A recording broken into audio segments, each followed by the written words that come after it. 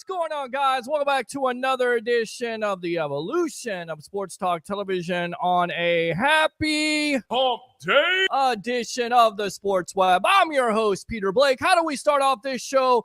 As you know, we do three things. You know them, you love them, you got to have them. So here it is. Are you ready for it? Ready, set, go. Bring your passion, bring your excitement. Just don't bring any nonsense. On tonight's show, we'll have the legend himself, Mr. Leo Haggerty, former Coach Scout and now media member of Night Sports Productions and Amped Up Sports Talking. What else? Your Tampa Bay Buccaneers around the NFL. The Tampa Bay Rays. Update the score. Just happened. Boy, I must be good luck right now. Minnesota just hit a home run. Now they're up 2-1. After that at 9:30, we will have Mr. Evan L. Bushman of the Rays Rewind podcast. Rays fans, is it time to sell? Is it time to get rid of Randy Arozarena? Is it time to get rid of Zach Eflin, Brandon Lau? The cast of characters here with this team. Will they be able to come out of this slump right now? They're losing to the Minnesota Twins, so we'll definitely talk to him. Hopefully, it's the return of the madman himself, Mr. Mark Mancini, former XPW announcer, and, of course, the bodyguard of the Berg, Mr. Ralph Williams, talking WWE, AEW action on Turnbuckle Talk. And, as always, your phone calls, because we love the interaction here on the Evolution. 727-255-0391. It's 727-255-0391. We'll go ahead and go out to the comments, as we always do. Definitely keep on commenting as we're on Instagram Live right now and also on TikTok. For love, Nick Talk, you should say hi, hello, welcome to the Evolution of Sports Talk. How about that? Appreciate that. Let's go out to these comments, and then we'll get out to the legend himself. KR says, evening, Peter and the guys. I'm back first. He is first tonight over the Tribal Troll. Mr. Williams, good afternoon. Go Bucs. Good afternoon. Good night, my friend. It's a night right now, but good afternoon. All right. Thank you very much. I'm always first. Not tonight, my friend. Acknowledge me. But we will acknowledge you, Gabrielle. Evening, Peter H. Blake. Thanks a lot for tuning in. Oh, yeah. KR says, you sure about that, Roger? KR again. I come back from vacation, miss all the fun, and I'm ready for training camp and preseason football. Who's not ready for preseason football and training camp after this god-awful race season so far? This guy sucks. Absolutely. That would be the team right now. It's in my contract. I don't know what contract you have. I think you've got a contact buzz, not a contract. There is no contract. This intro is nonsense. It's too damn long. Well, I tell you what. If you guys want to shorten up the intro, do me a favor. Share, like, and follow, especially share to all the sites that I'm sharing to. There is a method to my madness here on the Evolution on a Wednesday night. So I got to do it. Sell everything, of course. Anwar says, what's up, Peter? What's going on, buddy? Oh, yeah. Let's go out to Kurt Pinto. One of my inspirations out there. Used to listen to sports talk radio when I was in 7th grade. My resource officer, true story, from Bayonet Point Middle School. Great show, Pete. Lots of energy. We always bring the energy here. Sharice says, hey there, handsome. Thank you very much for tuning in there, Sharice. And let's go out to Anwar. How you feeling about the Bucs overall going into the season? Very good. In fact, 11 wins. I haven't changed that. In fact, Gerald McCoy had some comments. So without further ado, let's get out to those. And let's go out to my co-host here, the legend himself. Here we go. Oh, yeah.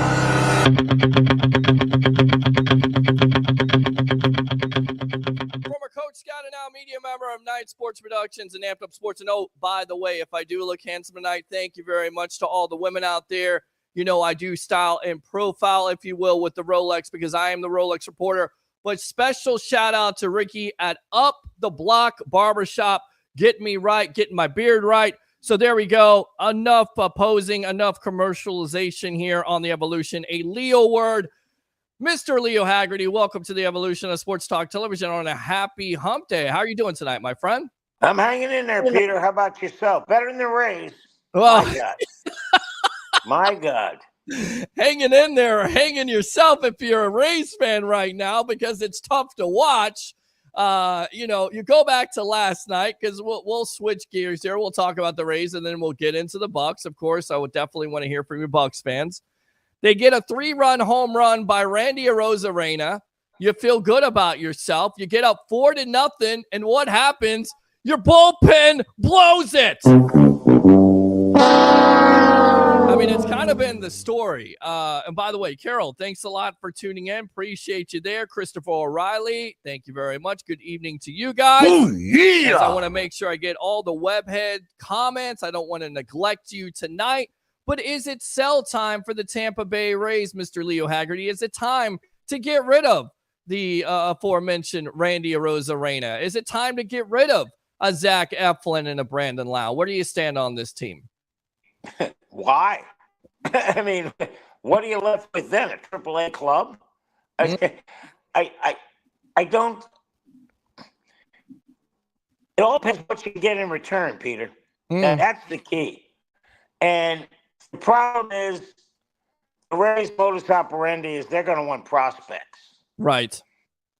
And that's a problem because now it's just a self-fulfilling prophecy that you're just never going to get to that point where you're actually competing for a World Series. It's just, let's see if we can, win 82, 85, 88, 90 games, 99 games, get to the playoffs, but then we're shot. And again, Peter, I would preach restraint this year in selling because you get McClanahan back next year. You get a lot of people back next year, and that's the key. If he can come back healthy, that's top of the line pitcher right there. No, absolutely. And I'm just trying to figure out what the Wi-Fi issue is. Are you having Wi-Fi issues right now on your end? Because it seems like there is some Wi-Fi issues. I don't know what's going on here.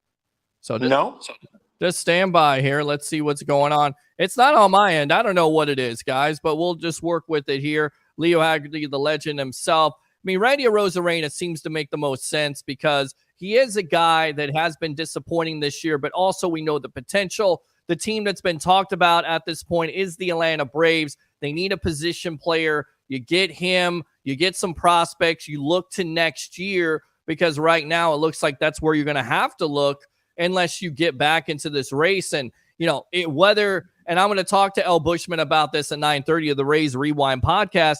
You get a big lead like you did last night, or your pitchers go out there and they pitch their asses off, and you only give up 1 or 2 runs, but yet you're not able to score 1 or 2 runs. So you can't really figure out this team. The one constant or consistent thing with this team has been, bullpen lately, and looked like Fairbanks last night sustained an injury. Hopefully he's okay, but it's just been disappointing. Is that probably the most disappointing aspect of this team, in your opinion, is the bullpen? Well, the problem is, Peter, and you hit the nail on the head. The time they score runs, they can't hold the team down. Mm-hmm. The time they don't score runs is when they get great pitching. So, yeah, they're losing a lot of 2-1, 3-2 games. They're losing a lot of 7-6s like last night. And again, we sat here in the beginning of the year. Yeah. No McClanahan, no Glasnow. You don't lose your number 1 and number 1A starters. Sure. And expect, to fill in. That's just not happening. But I'll tell you what, Arozarena to Atlanta. Yeah, Atlanta needs a body. I mean, Acuna is gone. Strider is gone. I mean, they're missing a frontline pitcher. They're missing an all-star position player. Yeah, not good. Yeah, not good. And you could probably package Eflin and Arozarena for a multiple prospects, if you will. We're on with the legend himself, Leo Haggerty. Let me get your analysis on this, or your thoughts on this. The Say Hey kid, Willie Mays, passed away last night. What are your thoughts, memories of him? And then we'll move on to the Tampa Bay Buccaneers. Amazingly, Peter, he was 93 years old. Right. He spent 1.5 seasons in the military during the Korean War in the Army. Amazing. I mean, think about that now. If all of a sudden these guys had to go spend 2 years in the military. Right. I mean, Ted Williams, Joe Louis, Willie Mays. But I'll tell you what, Willie Mays was probably in the top 3 position players I ever saw play. Roberto Clemente, Hank Aaron, Willie Mays. Now, people are going to go, wait, what about Ted Williams? Okay, I caught Ted Williams at the end of his career. Mm-hmm. There was no better hitter than Ted Williams. But when you're talking about 5-tool players, people who can hit for average, people who can hit for power, speed, defense, they can throw. Mm-hmm. You look up that definition in the dictionary, there's Willie Mays' picture. Right. There's Hank Aaron's picture. Right. There's Roberto Clemente's picture. Just they were amazing players. I saw Clemente throw a guy out at home plate. Yeah, granted, it was a catcher tagging up from third. Right. From the 355 sign at Connie Mack Stadium in Philadelphia. I go, wait a second. You're not supposed to be able to do that. Yeah, you're not supposed to do that at all. And you're exactly right. You go back to Ted Williams, and I think what's amazing about him, 4.5 years of military service, could have had over 500 home runs, could have had 600 home runs, and maybe we're having a different conversation. But I always equate Mays, this is what I always learned when my father was alive, big-time baseball purist, big-time baseball historian. He always told me, it was the talk with New York. Who was the best center fielder? Was it Willie Mays at the time? Was it Mickey Mantle or was it Duke Snider? Duke Snider. Yes, that was the conversation at that point, and that's how great New York baseball was. And Mays, at the end of the day, was considered to be the best overall player, not only the best overall player, but one of the best players, if not the greatest player of all time, because he had it all. He was a 5-tool player. Just people don't realize he made a catch one year, and I think it was Bobby Bonds was playing left field. Right. He jumped up and put his spike on Bonds' shoulder and got up and caught the ball like 1.5 feet over the fence. Right. I'm going, you got to be kidding me. and that catch he makes that everybody talks about, and that's your trivia question, Peter. Who hit it? You ready? Who hit it? Vic Wirtz. I don't know who that is. Nobody does. Nobody does. And Vic Wirtz hit it to it's like 500 feet to that wall. And he almost, think about it. That's out of every other park but the Polo Grounds. Well, no, absolutely. And you're exactly right. Let's go out to Christopher Cole. Evening, fellas. What's going on, buddy? How you doing? And Tim, good evening, guys. What's going on? Tim, let's talk about the Tampa Bay Buccaneers as we update the score. High throw there. Is it a tag by Yandy? It is. It isn't out there, but wow, Walls nearly airmailed that throw there. Yandy makes the play. It's still 2-1 Twins there. Bottom of the 6th. We will keep you up to date on that situation. Of course, with L. Bushman, expecting him of the Rays Rewind podcast coming on at 9:30. Now, one of our old friends here, Gerald McCoy, let me ask you this. We talked about Ring of Honor. We talked about Brady. I know how you disagree with it. There's a lot of fans out there who don't agree that Tom Brady should be in the Ring of Honor. Is Gerald McCoy a player that belongs in the Ring of Honor, yes or no? Yes. Why? And he was probably either the best or the second best player at his position in the NFL. And Ron Jaworski would rave about how good McCoy was, that he was getting double and triple teamed, and there was no one else on that daggum line. There was nobody there. Yeah. And it was crazy how bad the Buccaneers were and how good Gerald McCoy was. Yeah. And again, he played at an elite level. Right. And, everybody said, well, he didn't get sacked. You're getting double teamed every play. It's hard to get sacks, that's for sure. Well, you're right. You're getting triple teams sometimes, of course, and a lot of people will bring up Sapp, but Sapp was, a different player, much better team around him. Also, I'm kind of softened on McCoy because I know that I used to talk badly about him. Sue came to town. I thought Sue made more plays. Of course, it ended up winning a Super Bowl, but McCoy was definitely important to this Bucs franchise, even in the bad years there, him and Levante David. This is what he had to say, of course, now working for NFL Network and doing a great job about the Bucs in 2024. He says, now these guys are more comfortable with each other.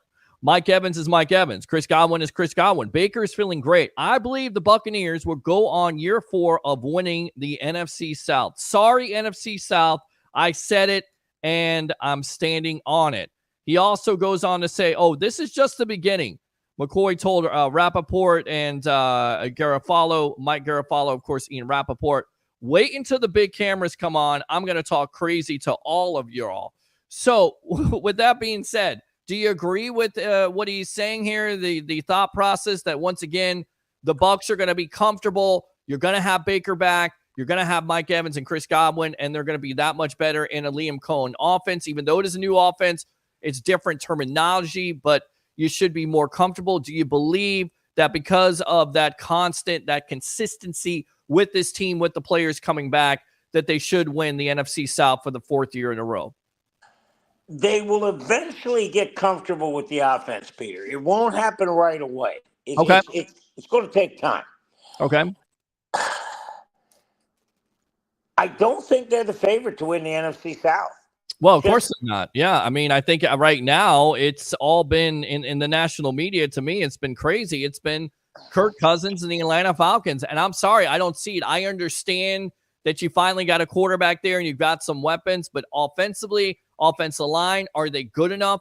Defensively, do they have enough pass rush there? Have they done enough in the offseason to warrant all this, hype, if you will? And again, I understand what people are looking at, right? You get a veteran quarterback. Desmond Ridder wasn't the guy. We talked about this last year. He shouldn't have been starting the league. They should have, addressed that position in a different way. They should have gone in a different direction with getting a quarterback or drafting a quarterback, because Ridder had no business starting in the National Football League. With that being said, for every Tom Brady and Matt Stafford, there's a Russell Wilson.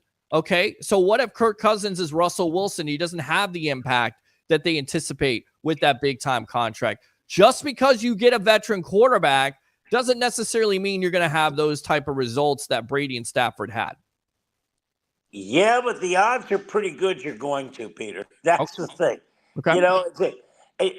The big question mark is Cousins' health. What's he going to come back? How's he going to come back?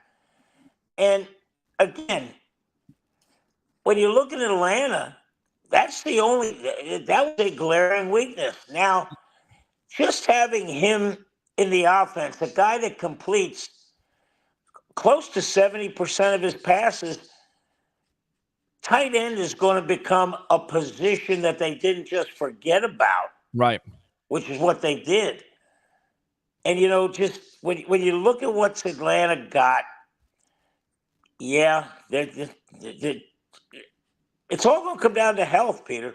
Well, it's going to come down to health, and it's going to come down to if these weapons produce. And, Kyle Pitts has been in the man on the milk cart in the last couple of years. They haven't been able to get him involved in the offense. You have Drake London there. They go out and get Mooney from the Chicago Bears. So they have plenty of weapons there. I mean, it's just, again, what they're anticipating or what they're banking on, if you will. And banking would be the key word with all the money, all the guaranteed money they gave Cousins. And then, by the way, drafted Penix instead of an offensive lineman or an edge rusher. But I get it. I get it to a certain degree. You didn't feel like you could get a franchise quarterback because you're going to be so good here in the next couple of years. You drafted him, and maybe Cousins won't be healthy. But they feel like the quarterback position is going to be the thing that's going to solidify it. Gerald McCoy also had this to say in care of Joe Bucs fan about Baker Mayfield. He says that Mayfield was hurt in 2022 when he last played for current Bucs offensive coordinator Liam Cohen in Los Angeles and spent most of 2023 offseason rehabbing. GMC said, and that would be Gerald McCoy, rehabbing and training are two different things. The offseason GMC said Mayfield was training, not rehabbing, and Bucs fans in the NFL will see the difference come September. People don't understand the difference between rehabbing and training. When you train, it's a different mindset. He also says about Mayfield, I was down there. I talked to Baker Mayfield. I'm telling you guys right now, Baker Mayfield is the wrong guy to get the confidence that he's down there with.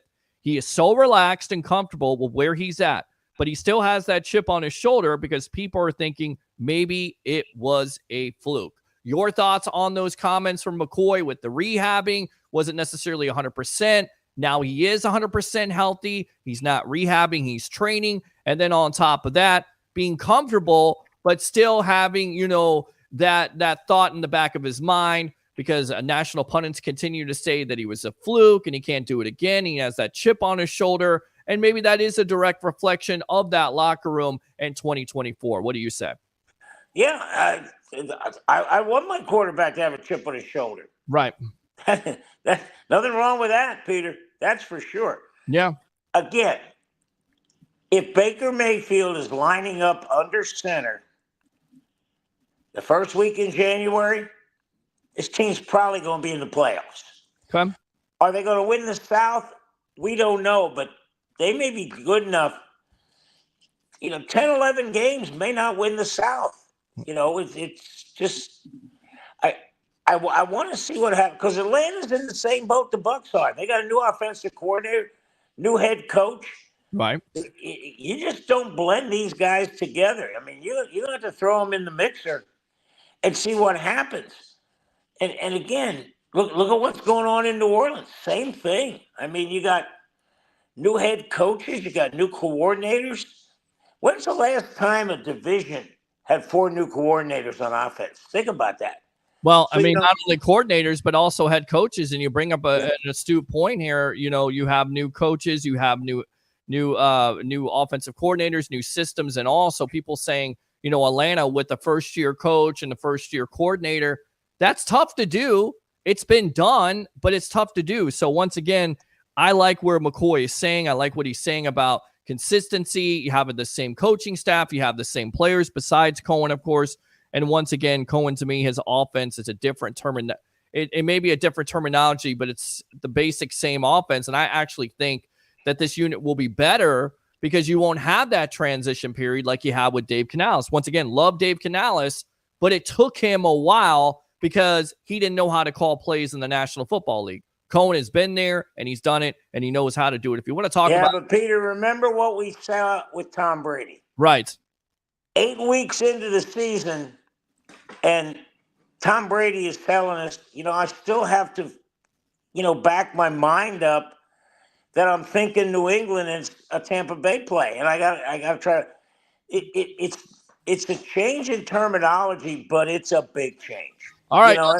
Let's go out to this guy here from the phone lines. Let's go ahead and play his little intro. Acknowledge me. Let's go out to Roger Shue leading off the evolution of sports talk television. It's the Sports Web with the Tribal Troll there, Mr. Roger Shue. Welcome. You're on with yours truly, along with the legend himself, Mr. Leo Haggerty.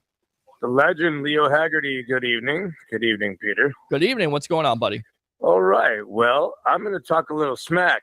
Well, I'm saying when do you not talk smack on this show? I mean, you're the Tribal Troll. You're always bringing nonsense. It never stops here. I mean, the reason why I made the motto in the first place, bring your passion, bring your excitement, just don't bring any nonsense, is because I know you're going to bring nonsense. That's what you do here, Tribal Troll. So what kind of smack do you got for me tonight on this Happy Hump Day edition?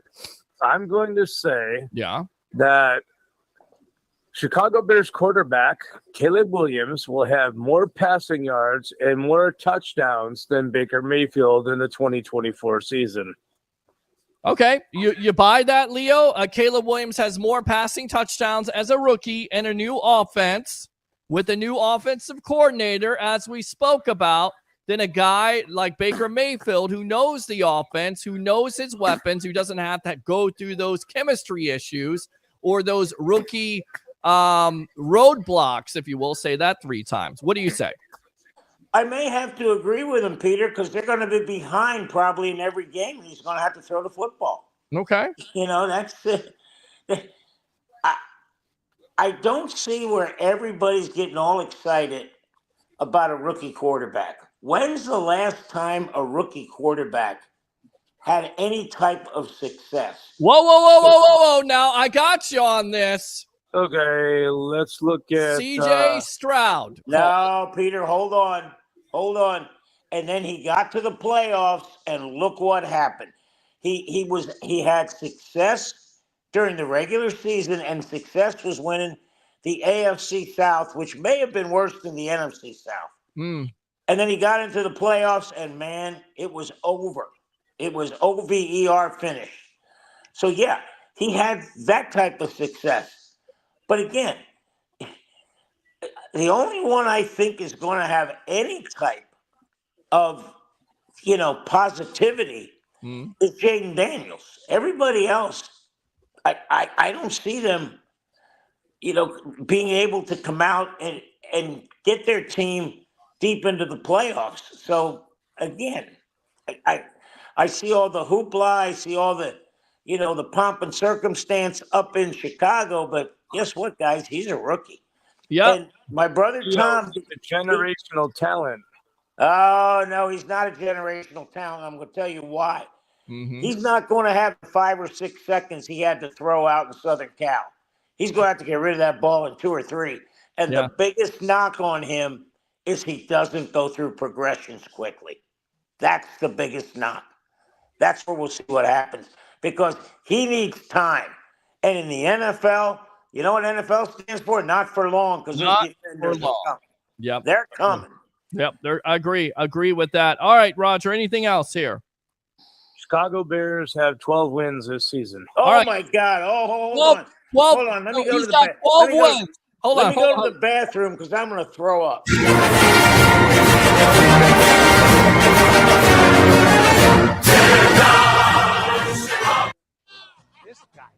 All right, 12 wins to the Chicago Bears, down for Roger Shoe. Anything else here on the evolution? Yes. Okay, no more crap. I honestly think that the Rays are going to be selling at the deadline. All right, we're about to talk to L. Bushman about that. We'll get definitely more points or more opinions on that from Rays fans as we update the score. So you think they're going to be sellers? All right, Roger, appreciate the call. I don't think it's going to be a fire sale, but I do think they're going to get rid of a few. Okay. All right. Thanks a lot, Roger. Appreciate it as always. So, Leo, let's go ahead and wrap it up there, because we got Mr. L. Bushman on the Rays Rewind podcast. Give me some final thoughts here on this Bucs talk tonight here on the Sports Web. Well, Peter, we just got to sit here and wait till training camp opens up, and the NFL put out the listing of when teams will open up in training camp. It came out today.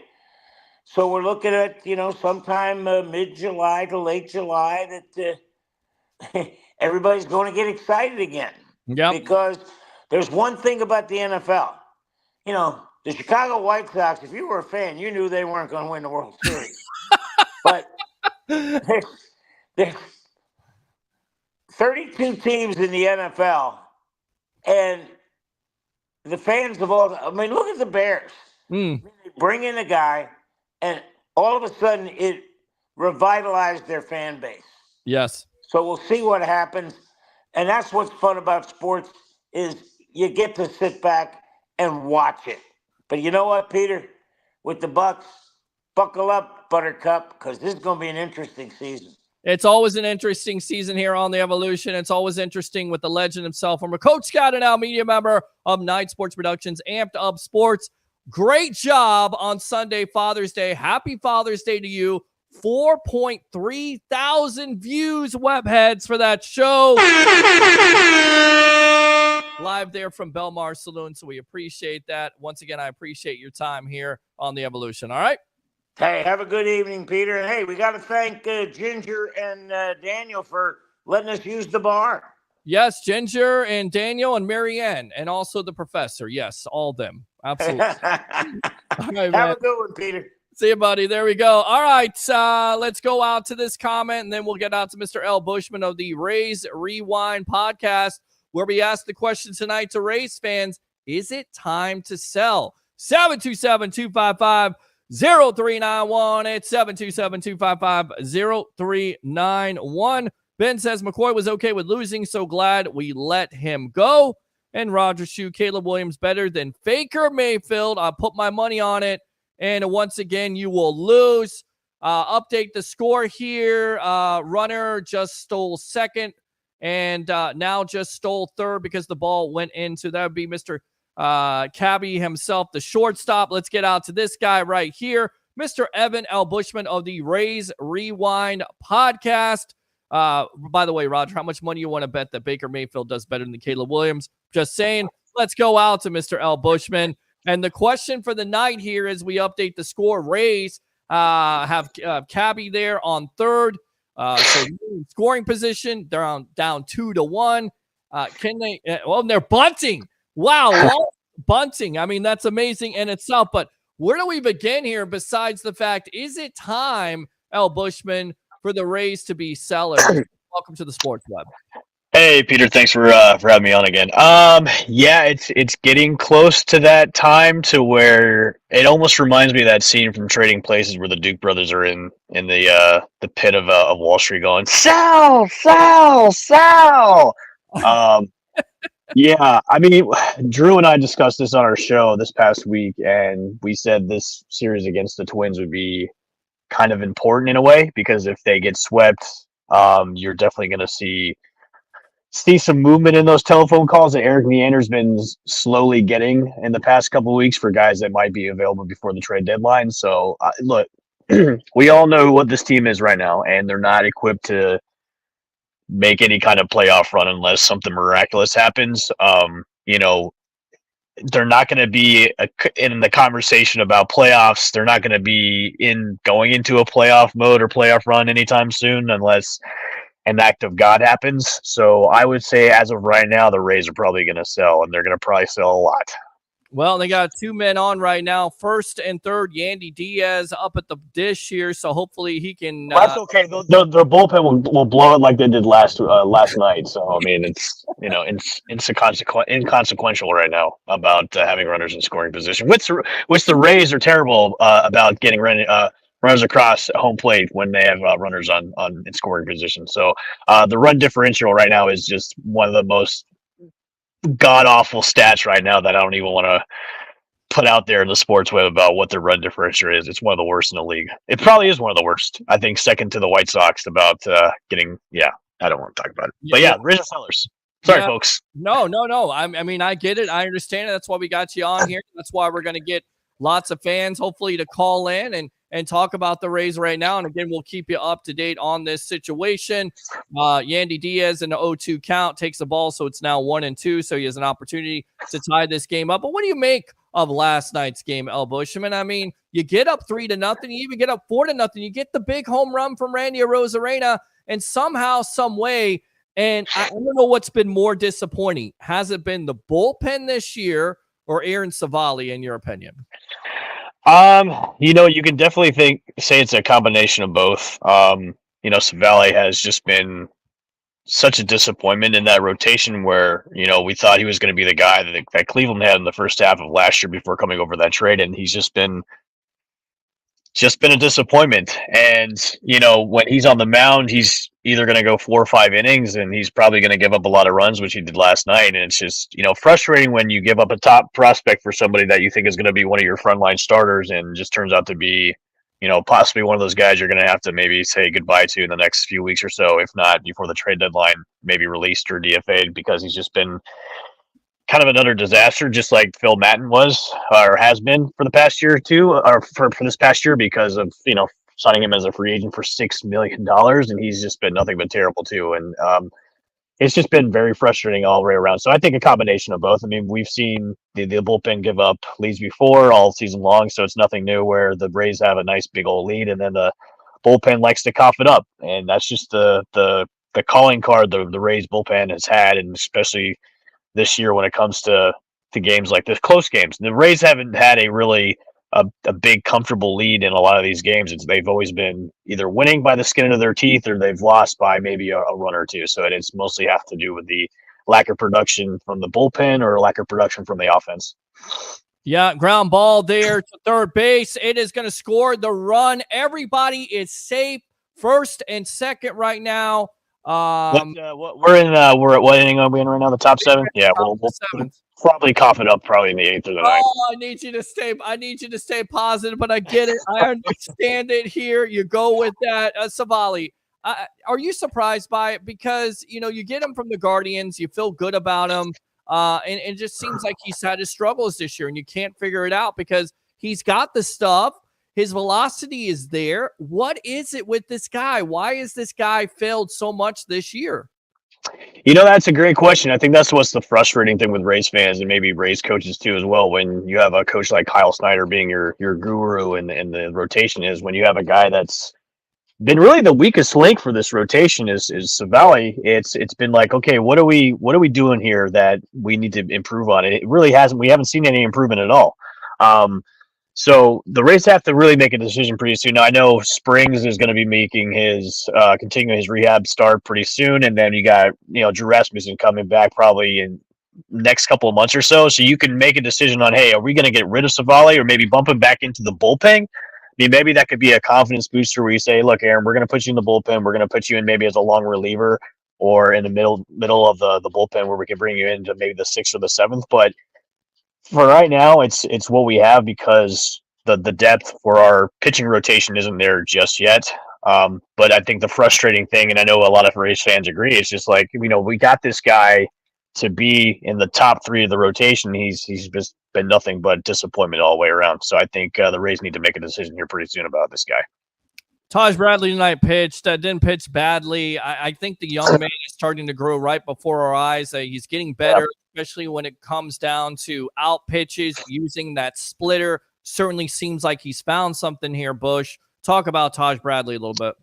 Yeah, I think, we have only scratched the surface with Taj Bradley. I mean, what we've seen the past couple of starts, even tonight, it's another quality start from him. And what the good thing about Taj is his stuff is electric. And when he's on, he's on. And yeah, I don't think he's had really a bad start in the past month or so. The last start before this one, he had a season high 11 Ks. So that just goes to show you what kind of stuff he has when he has his command down pat. And remember, this kid is young and he's, I think, almost a superstar in making. And think about this, Peter. Think about if the Rays didn't give up Joe Ryan in that trade with the Twins.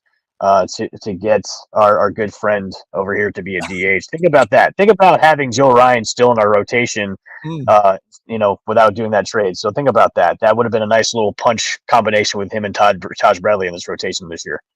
Yeah, I mean, Nelson Cruz, a shell of himself, not the same player he was. I understand the trade at the time. In fact, I applaud the trade.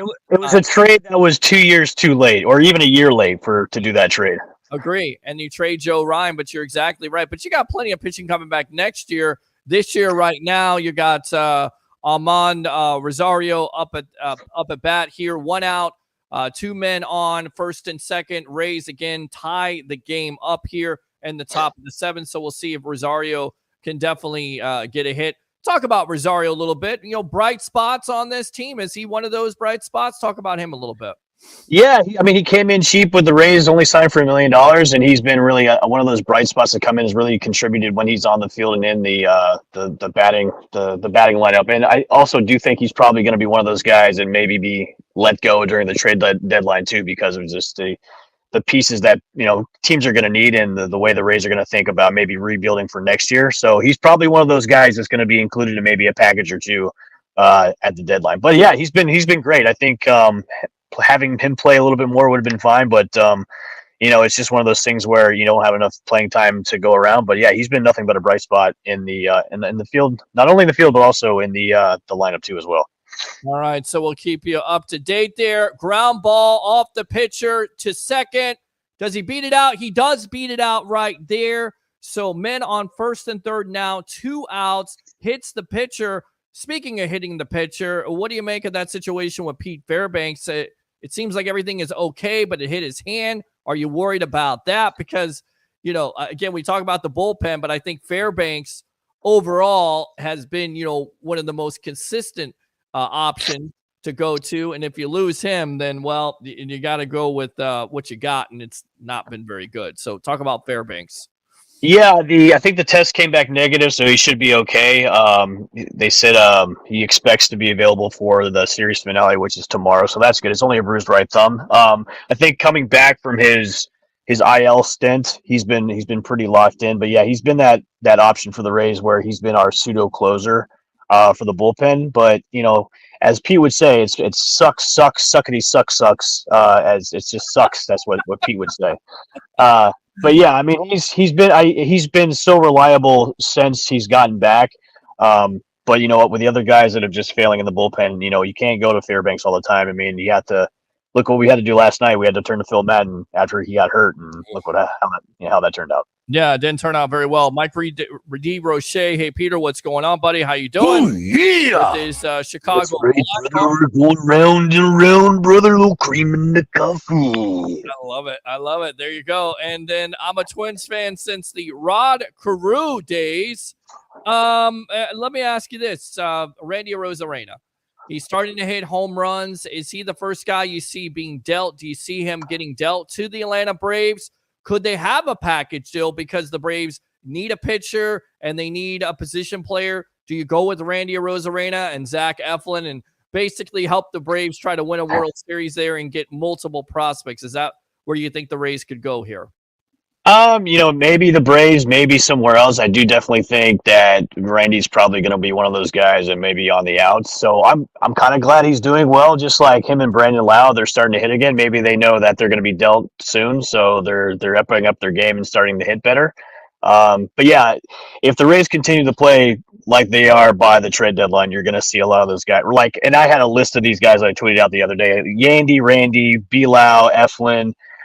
Those guys are probably going to be dealt. And, tough. It's a tough, nickel to swallow. I don't know why I said tough nickel to swallow. Why would anybody swallow a nickel? But for Rays fans, look, if this is the business and nature of it, and the Rays, they're not a good team this year. And we talk about this all the time on the Rays Rewind podcast, at the Sick podcast, Rays Rewind on YouTube. Make sure you go subscribe and hit the notification bell for new episodes that drop.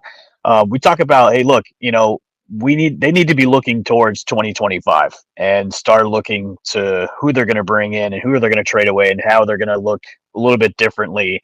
Look, this team's going to look a little bit differently around August time, maybe even before that. So, Rays fans that are holding on to these Randy Arozarena jerseys and Yandy Diaz jerseys, look, this is why I buy jerseys with no names on the back, or I put my own name, because the nature of the Rays are, look, when it's time to trade these guys and their value is pretty good, where we can, sell high instead of, selling low, then that's just the way it has to be. And, those guys are going to be making the most money. So yeah, those players are probably going to be the ones that are going to be dealt. So get ready, get your popcorn ready and strap in, Rays fans, because it's going to be a nice little trade deadline that you're not going to want to have. And I can't wait to see all the Twitter reactions.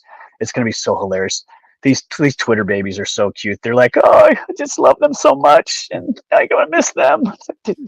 I know you're going to miss them. You're going to put them on mute. You're going to block them because they're going to say, and I get it. I understand it because I'm frustrated just like every Rays fan is. Yeah. I thought they would have 95 wins this year, and I'm completely wrong. I wonder if Isa Paredes is in that conversation of possibly being traded. Do you think he's in the conversation? Jose Siri, could he also be in the conversations of getting rid of players at the deadline or before the deadline? Peter, I think right now, everybody is a possibility to be traded. I mean, Isak especially, since he's one of the brighter spots of the team right now, the way he's hitting and contributing to the team. He's definitely one of those guys that's going to be heavily targeted at the trade deadline. So I wouldn't be surprised if he's maybe gone too. I would love to see him stay. I think he's one of those guys that's really going to make an impact, for maybe the newer generation for Rays fans, having an old statesman like him. But it is what it is, and if whatever team's going to call Eric Neander and say, hey, I've got a deal for you, but we want Paredes. I think if the deal is sweet enough, maybe they'll pull the trigger on it. So I think everybody is on the table. Nobody is.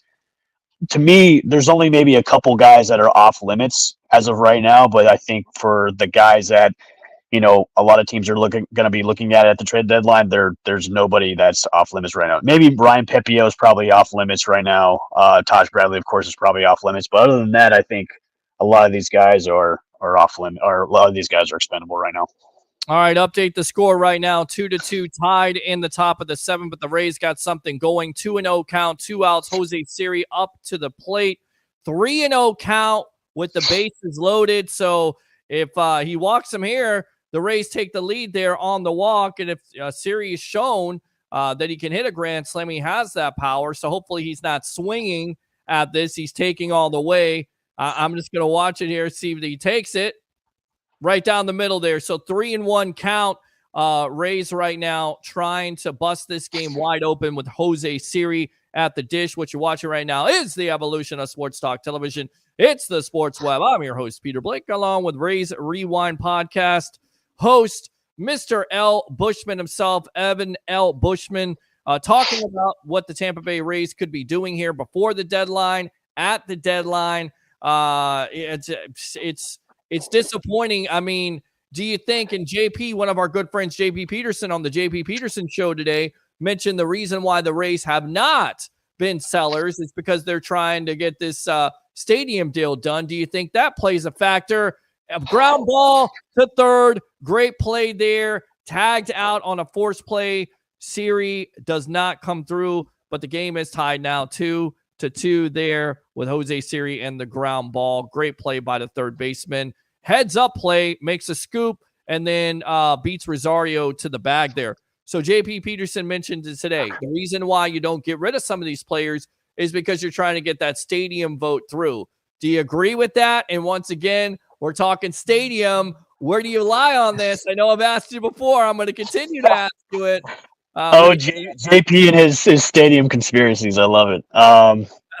Honestly, no, I don't agree with that. I mean, if you're going to hold on to players just to get a vote in to get the stadium done, I think that's kind of, I wouldn't say silly, but I don't agree with that. I mean, if they're going to get the deal done, they'll get it done regardless of who's on the team. I mean, I think the voters have to know, and so the Rays have to know, like, this team is going to look slightly different here in the next couple of months, and even for next year, and even when the stadium does get completed and finished, that they're going to have a totally different. Like, a lot of these guys probably aren't going to be on the team when the stadium gets finished. So I don't think that has anything to do with it at all. But hey, it's one of JP's conspiracies, so it's got to be true, right?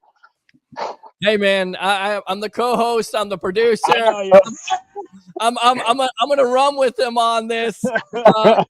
Knowing the Rays and knowing what they're all about, PR or lack thereof, but maybe they did have a conscience here and say, you know what, if we get rid of a fan favorite like Randy Arozarena before the stadium vote, maybe it doesn't go through. I don't know, but you know what, Peter, I highly doubt that, because the Rays are more focused on, obviously they're focused on the stadium getting done and the deal getting done, but obviously they're focused on the season at hand and what they're doing, internally for their players and how they're going to make their team better in the future. If that's what they're thinking about, and if a team comes along with an attractive offer for Randy Arozarena, they're definitely going to entertain it and think about it and possibly pull the trigger. I mean, there's plenty of teams that will, like to covet a guy like him who, he's had such a terrible season so far. Obviously he's been kind of picking it back up lately, but, a team would probably love to have him in the outfield and maybe a different spot, in the lineup and on a different team and a new location could be good for him. But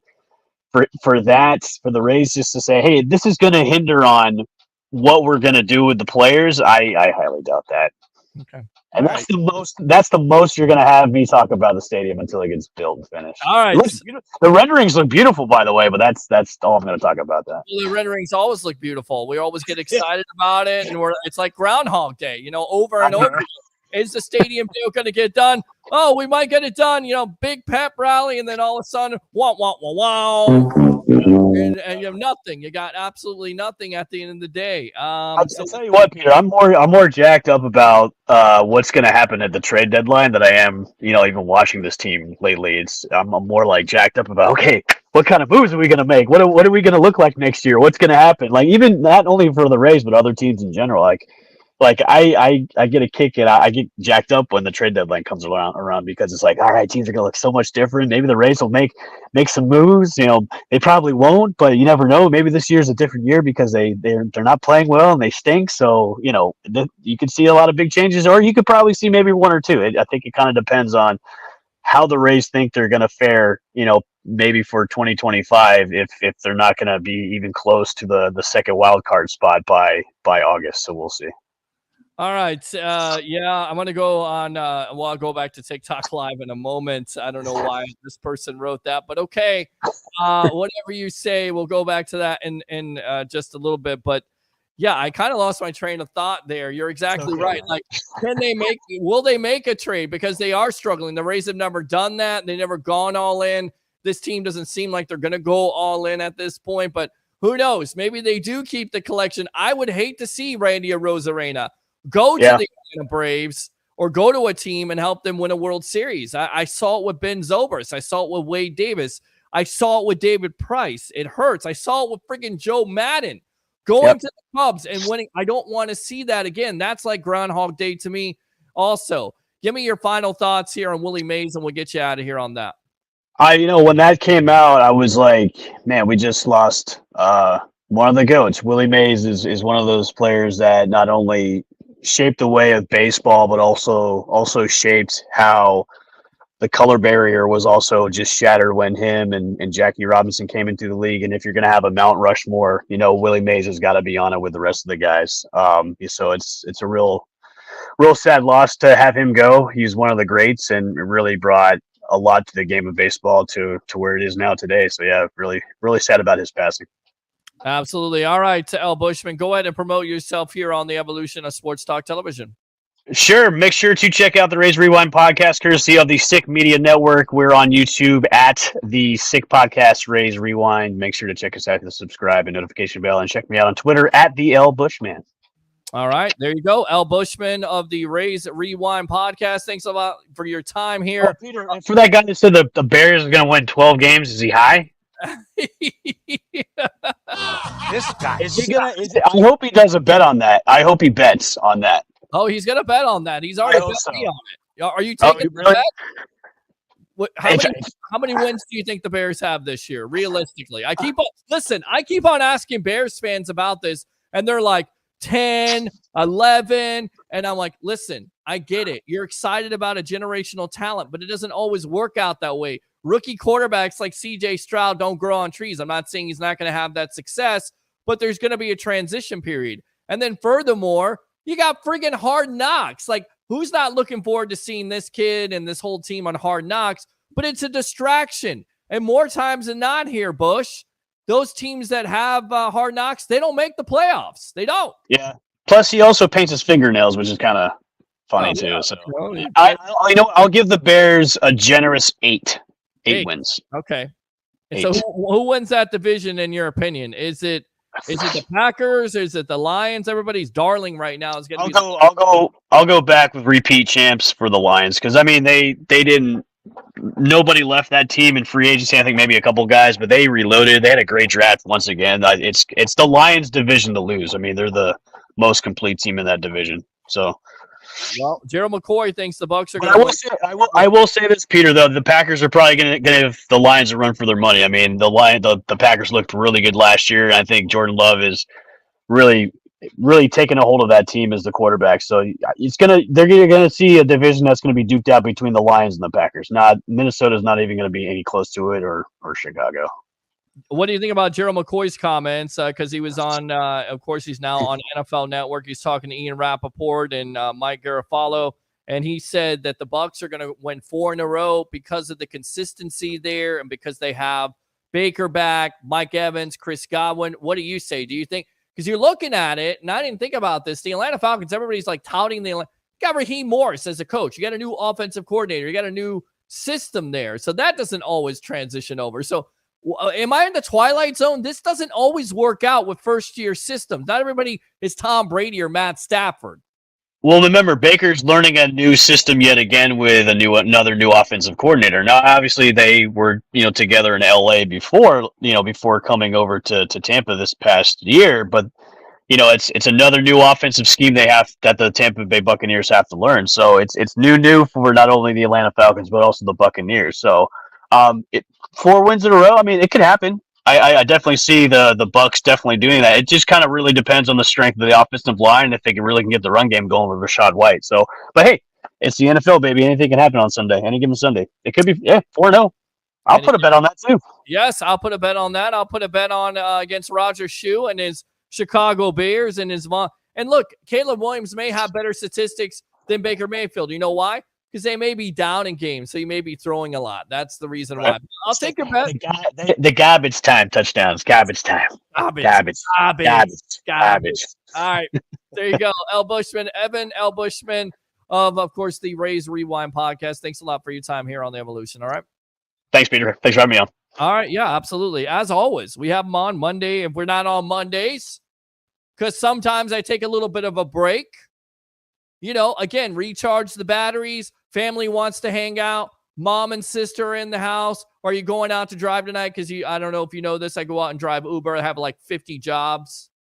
Like I work sales during the day and then do this at night and then do the JP Peterson show on Wednesday morning and then do this on Wednesday night and then do Uber the rest of the time. And I'm always talking to people, you know, always talking about sports, trying to promote the evolution of sports talk television. It's fun. It's nice. I got to tell you, I really like driving Uber. I really like driving people around because the conversations are always there, whether it is sports, whether it is life. People like to talk. People also like to listen. That's what we do here on the Sports Web. We like to listen to you when you want to talk about your Tampa Bay Rays, which, by the way, we'll update the score right now. Tied at 2 going into the top of the 8th. Rays are able to tie the score up, but they miss out on an opportunity with men in scoring position with Jose Siri in a ground ball with 2 outs, bases loaded, 3-1, not able to get it done.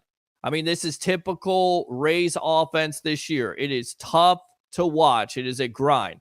When you watch last night's game, again, you felt good about it, and then at the end of the day, you lose in walk-off fashion. Why? Because your bullpen is not able to deal with it. But, yeah. All right, I want to go out to TikTok here. Let's go out to TikTok because somebody had a comment out there. So hold on a sec. I don't know what is TikTok doing here. Stand by. Hold on as I'm producing on air. They don't believe that I'm on air right now, so that's weird. Okay. For love of TikTok, Peter needs a date. We promote Peter. Appreciate you. Thank you very much. I don't know about the date thing because once again, I work like 50,000 jobs. So I don't even know if I have the time at this point, but I think that's funny. I really do. No, you did not forget to log in here. Let me go ahead and see if I can do some producing on air as we speak. Let's see here. And again, we have open phone lines. The questions of the night here for race fans is it time to sell? Is it time for the Tampa Bay Rays to sell at this point? Is it time for them to trade? Tell you what, let's go out to the phone lines. I believe, who is this? Welcome to the evolution of sports talk television. What's your name? Where you calling from? You got the one and only Frankie, a.k.a. the Heel Mark. Heel Mark, what's going on? I see you on Instagram Live there. What's going on, buddy? How you doing? What are your thoughts on Gerald McCoy? Hold on a sec. I'm going to put you on hold really quick. I'll come back to you.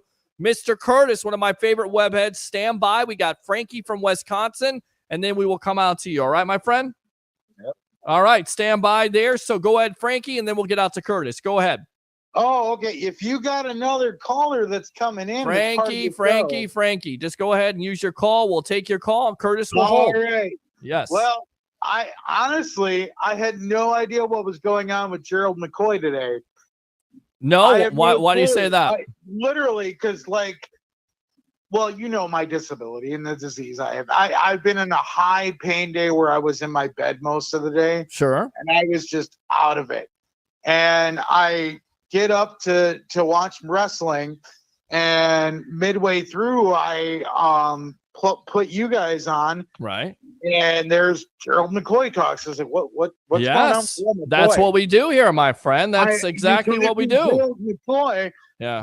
But first and foremost, when I called in, you were like, I like to talk sports. I like to talk to people. People like to listen to people talk. Yes. Amen.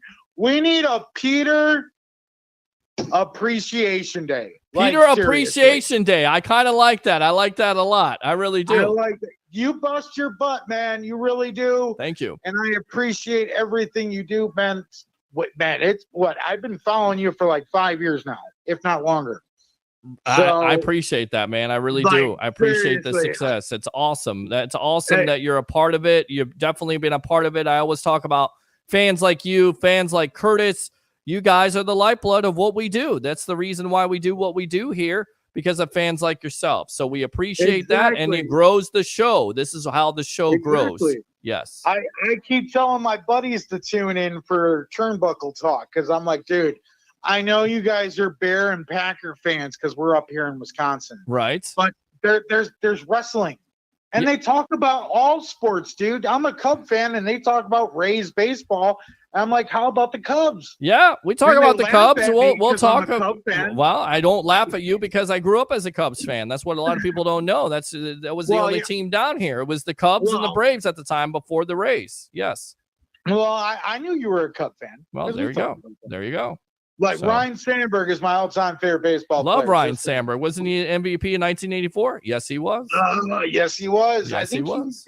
He's got a couple Golden Gloves to go with him as well. He definitely does. He was one of the best, if not the greatest second baseman of all time. Definitely I up there. will argue and say he is the greatest second baseman of all time. People say Ty Cobb, and I'm like, dude, look at Sandberg. Come on. I mean, you can make that argument all day, but I will always go with Sandberg. Okay. Anyway, Gerald McCoy. What's going on with Gerald McCoy? Well, he had comments today. He was talking on NFL Network. Of course, now he works for NFL Media. I know. He said, now these guys are more comfortable with each other, being the Bucs. Mike Evans is Mike Evans. Chris Godwin is Chris Godwin. Baker is feeling great. I believe Buccaneers will go on year 4 of winning the NFC South. Sorry, NFC South. I said it, and I'm standing on it. And he also said this is just the beginning. When he gets on the big camera, he is going to be talking all kinds of trash to guys like Ian Rappaport and Mike Garafolo, who, the national media, doesn't like the Bucs. So, no, the national media has never liked the Bucs. And I can honestly tell you this. Mm-hmm. I remember, and being in Wisconsin, being a Buccaneer fan in Wisconsin's hard. Okay. It really is. Right. And I remember my birthday party, January 2nd, in case anybody wants to remember that. January 2nd. All right. We got you. October 3rd for me, by the way, because we got a running joke on this show. Yes. I really will. Right. Anyway, so we went to this local bar that had, NFL Network, and it was a Buccaneers-Lions game. Buccaneer-Lions game, right? If the Buccaneers won, they were in the playoffs more than likely. And I want to say it was 2011 or 2012. No, they weren't. They 2010. They had 10 wins. 2010. And but they didn't get in because the Green Bay Packers got in. And of course, I believe the Packers went on with Aaron Rodgers to win their first Super Bowl. Yeah.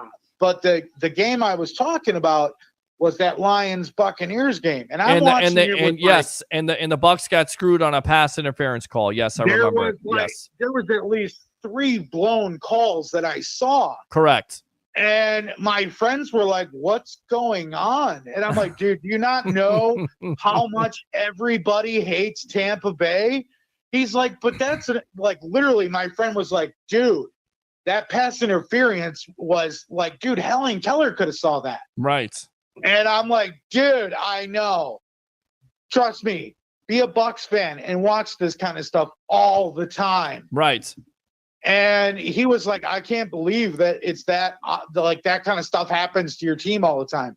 I'm like, dude, try watching Buccaneer games all the time. Mm-hmm. And from the very next season, whenever there was a Buccaneer game on, I was watching it, and my buddy was coming over, and he goes, "Dude, I see what you're talking about." Because we were like halfway through the season, and he's like, "Dude, I'm keeping a tally," and I literally counted 30 blown calls that were like supposed to be in the Buccaneers' favor that the refs missed. Right. Halfway through the season, I was like, "Do you see what I'm talking about?"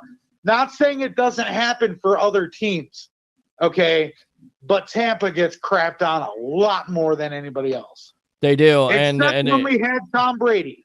Well, even when you had Tom Brady, you still got crapped on because, again, you didn't think the Bucs could do it with Tom Brady because Tom Brady was supposedly washed up, and of course that was not the case. And I think, again, it comes down to the hate for Baker Mayfield. They think it's a fluke, and I'm gonna go and mention an article that was by ESPN in care of Joe Bucs fan, and I'll mention it while you're on air. Seth Walter gives Jason Line a B grade.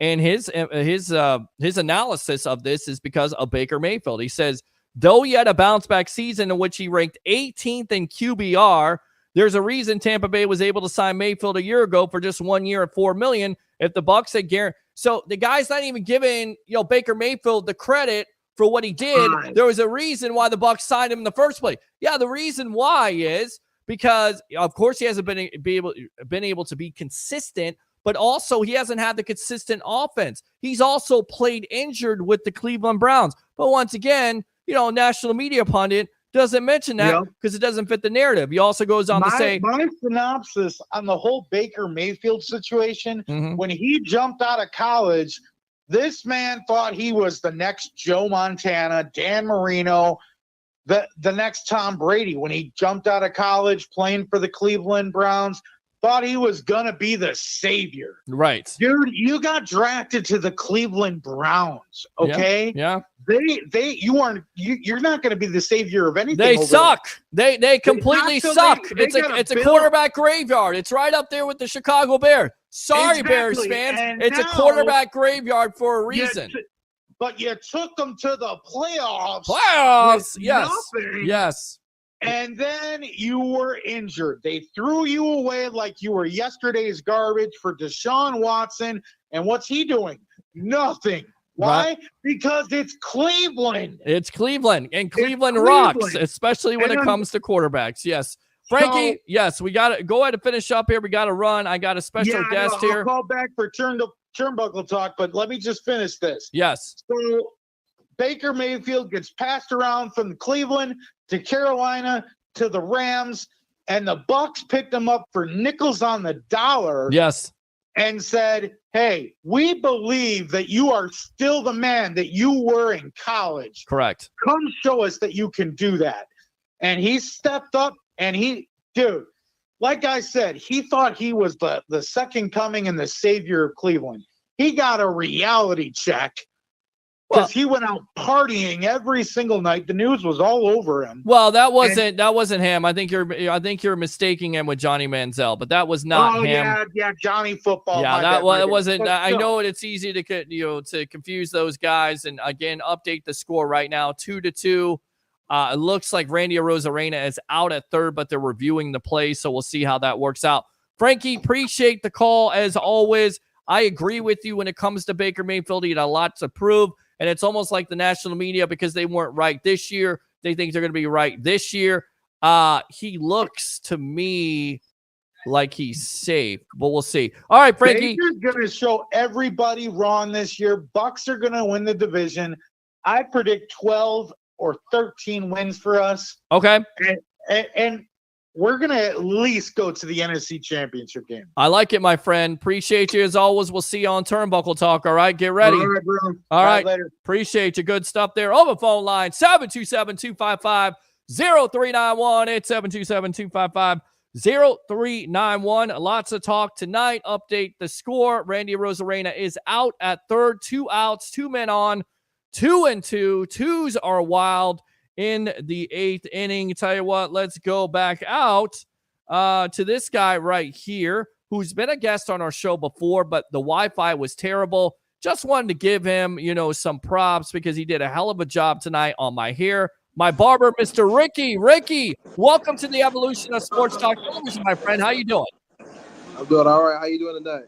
I'm doing great, man. The hair looks good. The beard is tight. I mean, talk about what you do here, my friend. You're an artist here on the evolution. Man, I cut hair. I'm a barber. I've been cutting hair for about 10 years. It's kind of my passion in life. It keeps me going. Yeah, it definitely keeps you going, and it's Up the Block Barbershop here, 4946 Moog Road in Holiday, Florida.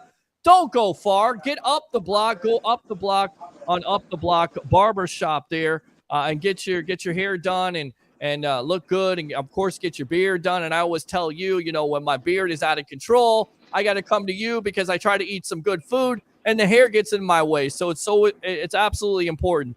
We talked last time. I think the Wi-Fi wasn't that good. Now it's better this time. Are you a sports fan? Are you a Bucs fan especially? Definitely a Bucs fan. Bay Area, homegrown. Gotta be a Bucs fan.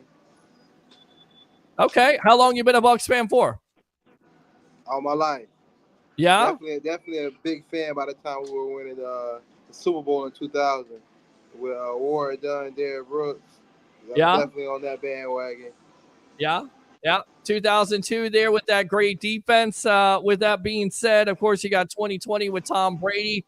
The controversial subject on this show has been, and I know you don't have Facebook, but you should, because you'd be able to chime in here. Do you think Tom Brady belongs in the Ring of Honor, and should the Bucs retire number 12?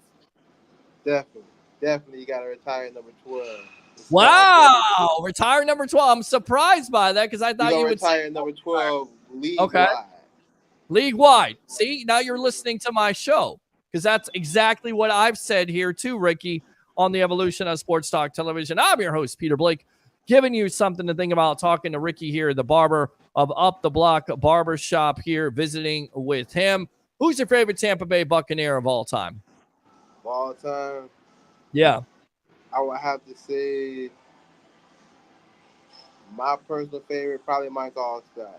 Mike Allstott. So this right here, so basically this jersey in the background, you see that right there? That's what you like? Yeah, I like Mike Allstott. Okay. Pound the football in. Basic Buccaneer football. Okay. All right. And then you tell everybody how long you've been doing cutting hair here and being a barber for Up the Block Barbershop. For Up the Block, I've been there 2 years. Okay. As a barber, I've been a barber for 10. Wow. Amazing stuff, man. Well, definitely, I want to get you on here once again. We'll go out to the phone lines in a moment here. Mr. Williams, stand by. We'll get out to you. But Up the Block Barbershop, 4946 Moog Road, Holiday, Florida. Go out and see my man, Ricky, right there, and tell them the Rolex reporter sent you. Ricky, appreciate the time here on the Evolution. All right, my friend? Take care. Have a good night, Peter. All right, good. Hold Ricky there. Hold Ricky right Yes, there. absolutely. Hold him. Hold him. Okay, Yeah, all right. hold him. All right, Mr. Williams, what do you got to say? Mr. Williams wants to talk to you, Ricky. So, Mr. Williams, go ahead. All right. How you doing there, brother Ricky? I'm doing all right. How you doing tonight? All right.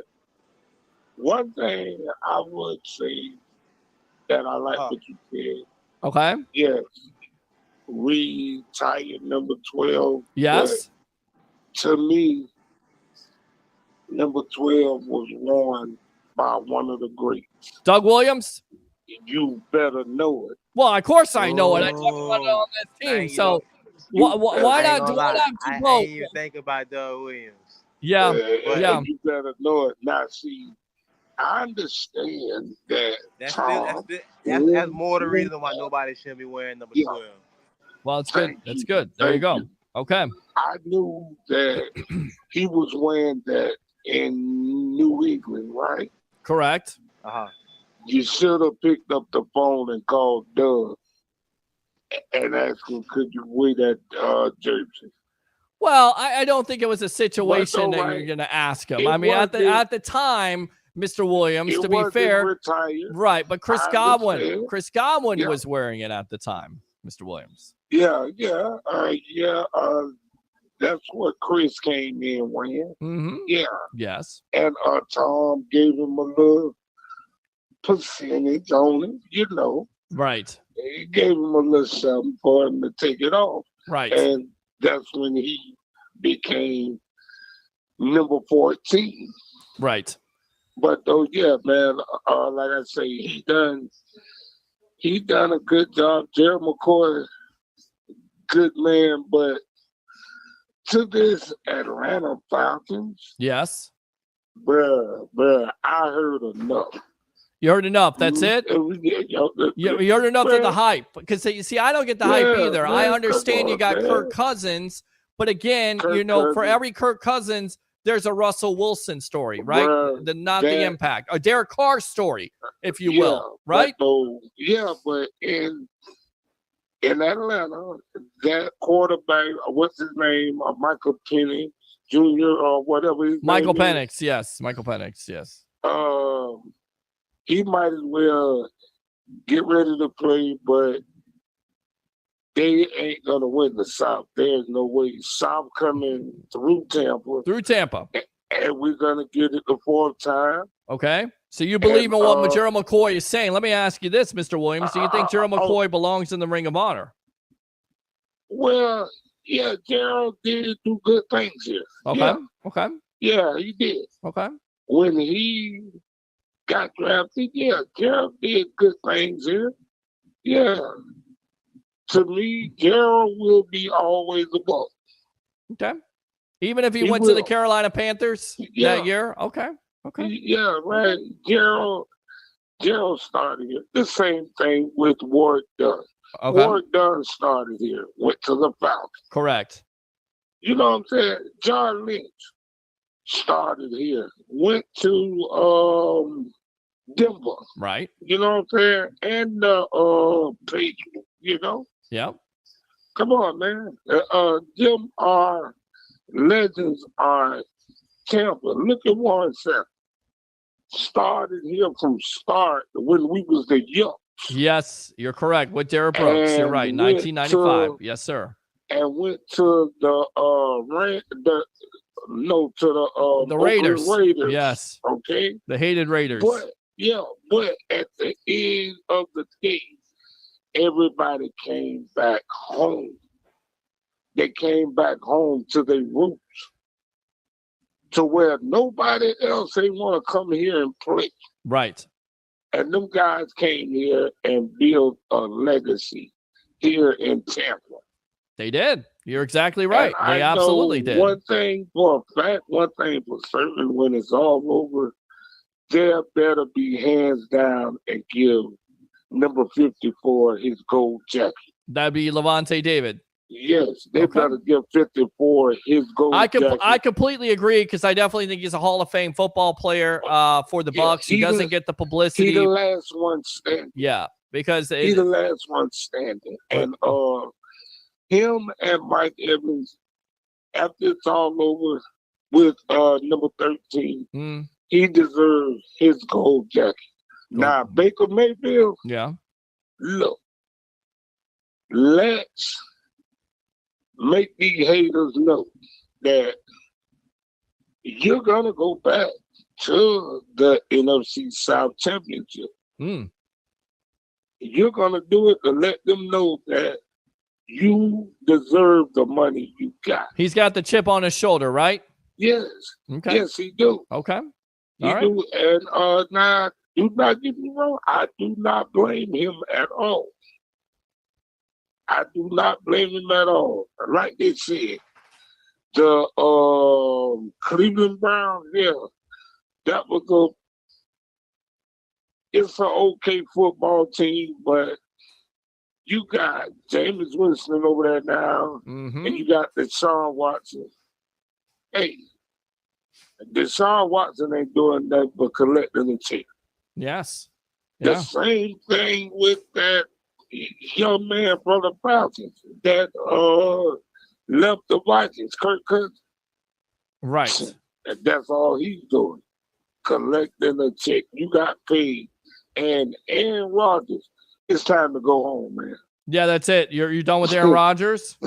Aaron Rodgers needs to go home and let my FSU quarterback go ahead on and step in and do Jordan man. Travis, so you're ready to see Jordan Travis? I don't think that's going to happen, my friend. I think they're going to go with I definitely think they're going to go with Aaron Rodgers, and they're putting all their eggs in that basket, and hopefully it works out for them. But he's gonna bruise the toes. He's gonna bruise the toe? Like he did last season. So four plays in this year, Mr. Williams, you say that Aaron Rodgers once again gets hurt throughout the year. He's gonna bruise his toe. Bruise his toe. Yeah. Now the guy with that Chicago Bears thing, man. Yes, Caleb Williams. Yes, the tribal troll. Hold No. on. Acknowledge me. Roger Shue went on record tonight and says Bruh, that the this Bears are cat- going to have 12 wins.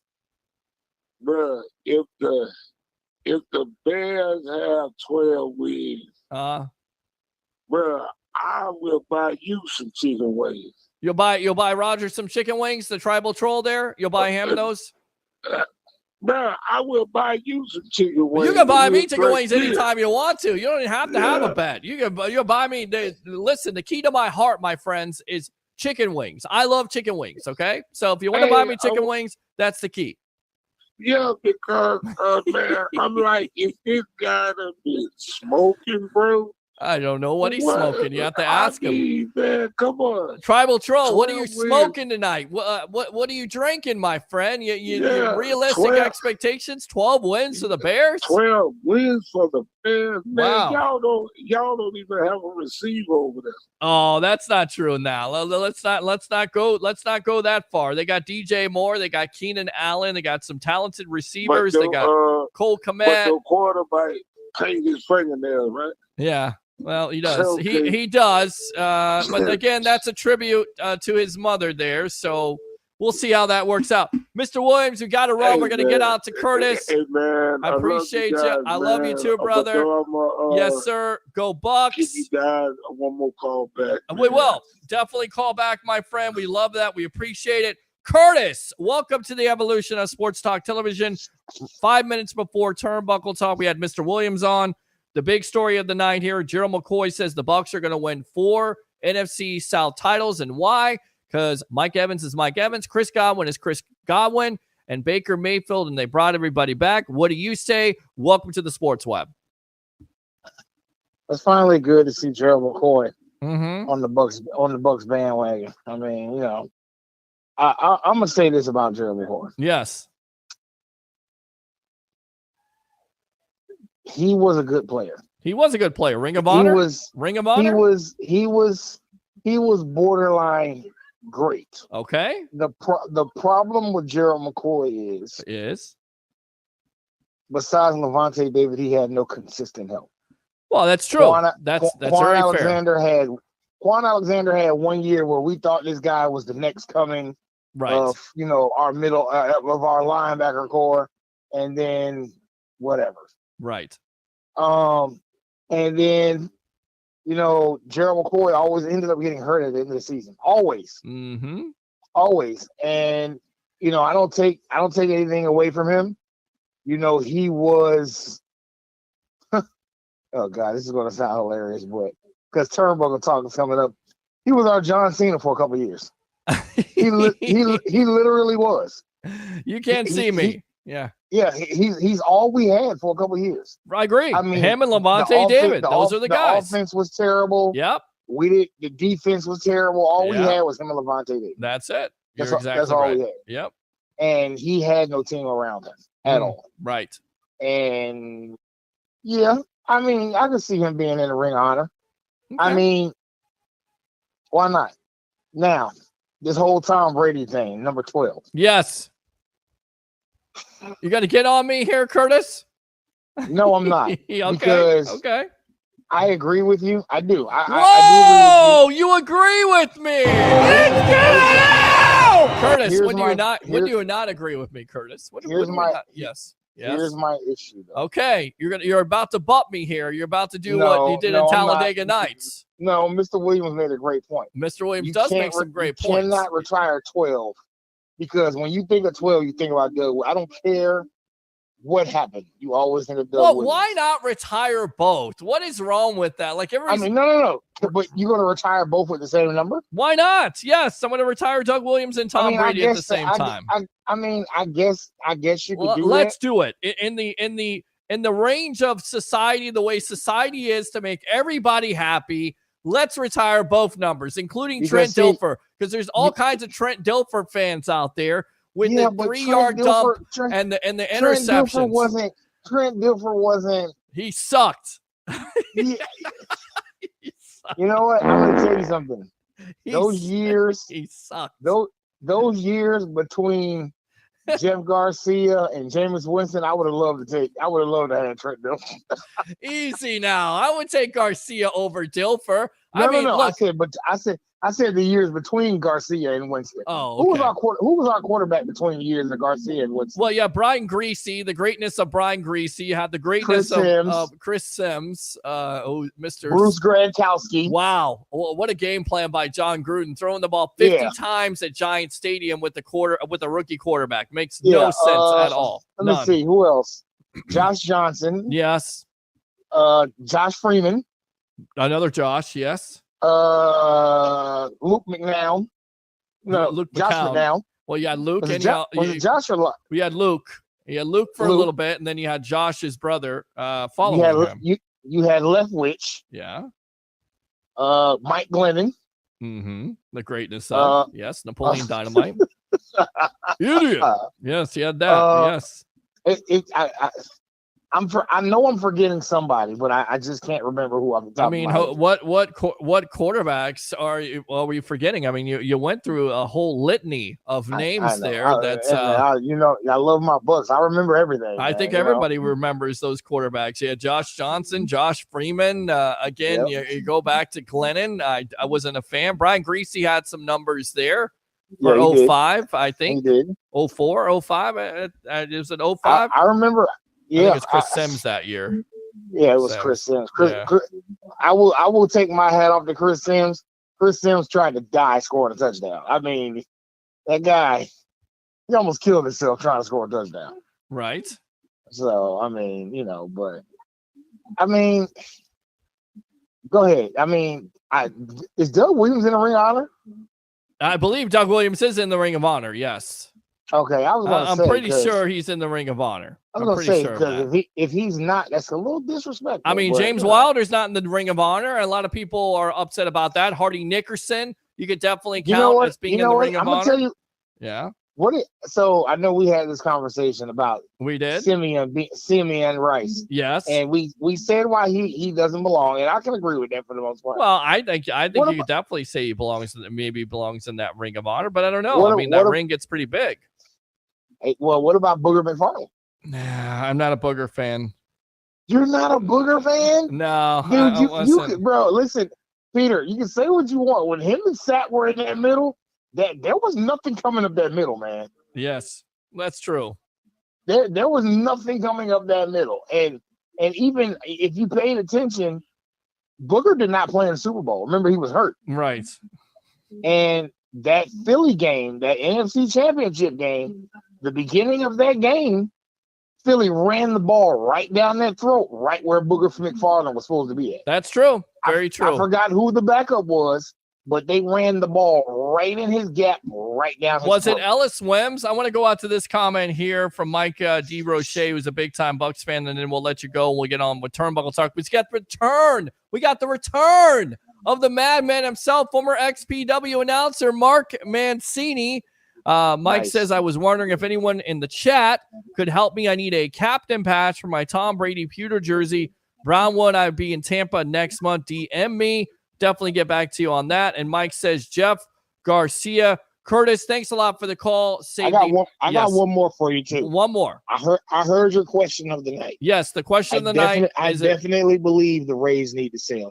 Sean King. You forgot about Sean King. How could we forget about Sean King? Yeah, but Hill Sean Mark King says Sean King. But Sean King was during the first Super Bowl. He wasn't after Jeff Garcia. He wasn't between Garcia and Glennon before. Yeah, it was before. Yes, he was before. Yeah, he was before. Yes, because he played in that NFC Championship game when we lost to the Rams 11-6. Do we have to? And that's when. Do we have to be reminded of that? Because I watched that the other night, and it was pitiful offense. It was a pitiful game. Great defensive effort. And then they went and got Brad Johnson. Yes, they did. Which a lot of people say Brad Johnson should be in the Ring of Honor and have his number retired. I don't know why. Listen, Brad has. If you go and look at Brad's stats, Brad has some good stats in Tampa. He did. He absolutely did. Brad, I think 3 or 4 years. Him. I'm gonna tell you who else. And a lot of people might not agree. I put Jared Vicious in there because I don't know about Jared Vicious. But listen, you know what? I understand that. I got one for you. Vincent Jackson. That's who you put in. Ooh. We put that's Vincent Jackson in there. That's That is a good one. It's a one. very good one. I got some very good numbers here. No. Yes. But your Rays question. Yes. Is it time to sell? So for years, and I know you got to get the turnbuckle talk, but I have to say this. We got to get and I want talk. other people to understand this. Yes. For years in Tampa, it was all about there are no championships in the city of Tampa. Correct. The Lightning weren't winners. Right. The Bucs weren't winners. Correct. There was nothing. Finally, these teams have committed to winning. The Rays, I do not feel like the Rays are committed to winning. They put out great teams. Right. They look good. They make it to the World Series. Correct. But making it and winning it is two different things. Absolutely. Agree with you on that. And then you have no consistency. None. Because the team that you have go to the World Series, the next year you break it up. For what? For it to cut cost, and that's the way the Rays work, and that's the reason why and it's we're not so even, difficult to be a Rays fan. The bad part about it is the cost that you're cutting isn't even major cost. It's not like we have $100 million players all over this team. You don't. You're exactly right. You just cut cost to cut cost. You're cutting guys. Yep. They go to other teams. Yep. And they become stars. They do. And that trade doesn't look good. And then you're like, as a Rays fan, because I watch the Rays every once in a while. But as a Rays fan, you're like, man, I can't believe we let this guy go. This guy goes to another team and he's an MVP for that team. Yes. Yes. All right, Curtis, we're going to get to turnbuckle talk here with Mancini and, of course, Mr. Ralph Williams. Definitely use that second call. Frankie, I see you calling. Stand by. Let me set up turnbuckle talk here. Appreciate it, as always. Let me go out to Instagram Live because Frankie's killing it right now. Appreciate that. Go and like and subscribe to that. How's it going, guys? What's going on? Bucs better retire 13. That's certainly a possibility. Why is Tampa Bay not retired number 40 or number 20? They still should retire 97 and 47. Trent Dilfer had fans. Sean King, and you got it, bro. Absolutely. Hill mark there. Frankie out of Wisconsin. Let's get out to it. The madman himself, former XPW announcer, the return of this man right here who has been working nonstop, covering teams in Major League Baseball, Mr. Mark Mancini. Welcome to the evolution of Sports Talk Television on Turnbuckle Talk. Well, like Uncle Howdy said, we're back. Oh, we're back, and we've definitely got to get into that. Let's go out to the bodyguard of the Berg, reunited, and it feels so good. Mr. Ralph Williams. What's up, guys? Yeah, what's going on? All right. The three amigos all back We're together. back, man. We're back Yes, in traditional. back in, you know what Aerosmith always says, we're back in the saddle again. Yeah. You know? In the saddle again, and let's Shooting start from out. the hips, emptying the guns. That's it. That's it. Let's start it out with the big guns. Hey, Peter, real quick here. I think Hugh Green should be in your Hall of Fame. Hugh Green. So ring of honor for Hugh Green. All right. Hugh Green. I'll look it up. I don't think he has the numbers, but I know where you're going with that. Because How about Vinny Testaverde? How about no? How about no? How about no Vinny Testaverde? When he went to other teams, Interceptiverde. There you go. Yeah, colorblind Testaverde. Yeah, that's what they used to say down there. I remember it so well there in the late 80s, being a Bucs fan, as people used to call them, another name, but we won't go to that. Let's talk about the Wyatt Six revealing themselves. What a debut. Mark, I'm going to go out to you. How well was this booked by WWE Raw and Triple H? I mean, this was just a cinema at its best, right? Well, it must be the end of the Judgment Day, and they need a new faction, so I guess this is what we're going to get. The only one that I can't quite figure out here, but she's about as bizarre as you can figure, is Nikki Cross. I thought they could have came in. We still don't know how many more people are coming. I mean, this is going to get interesting. This stable can get really, really big, but somewhere up above, Bray Wyatt's looking down and says, man, guy, can I just take the ladder and jump in this for a few weeks?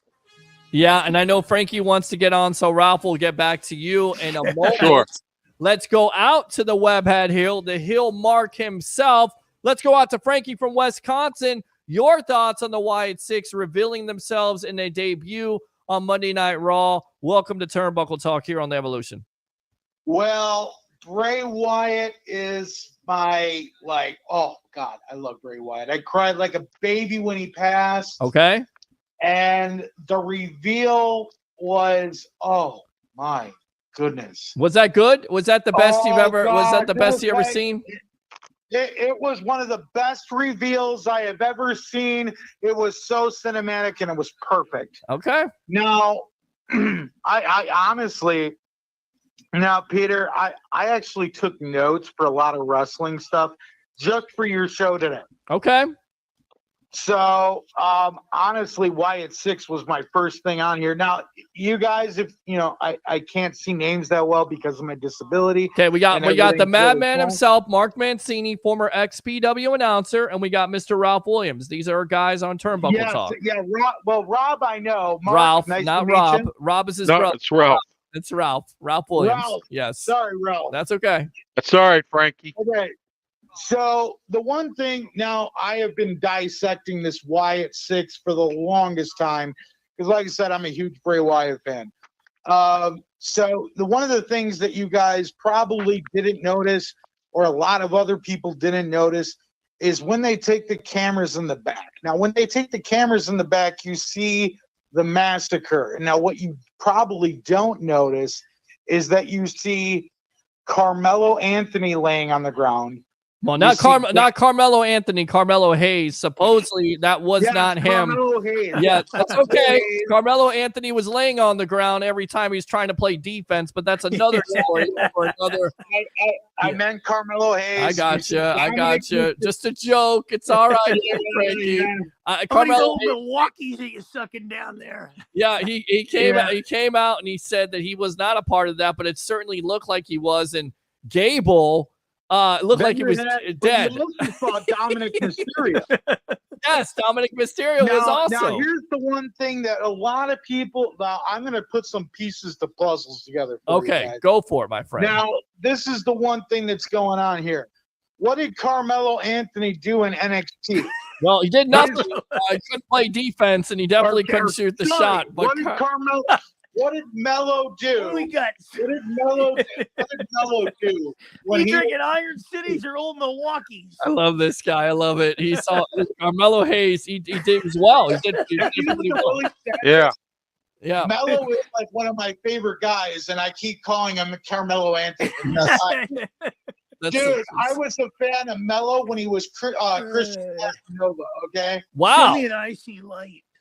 When he was Casanova, okay? I love it.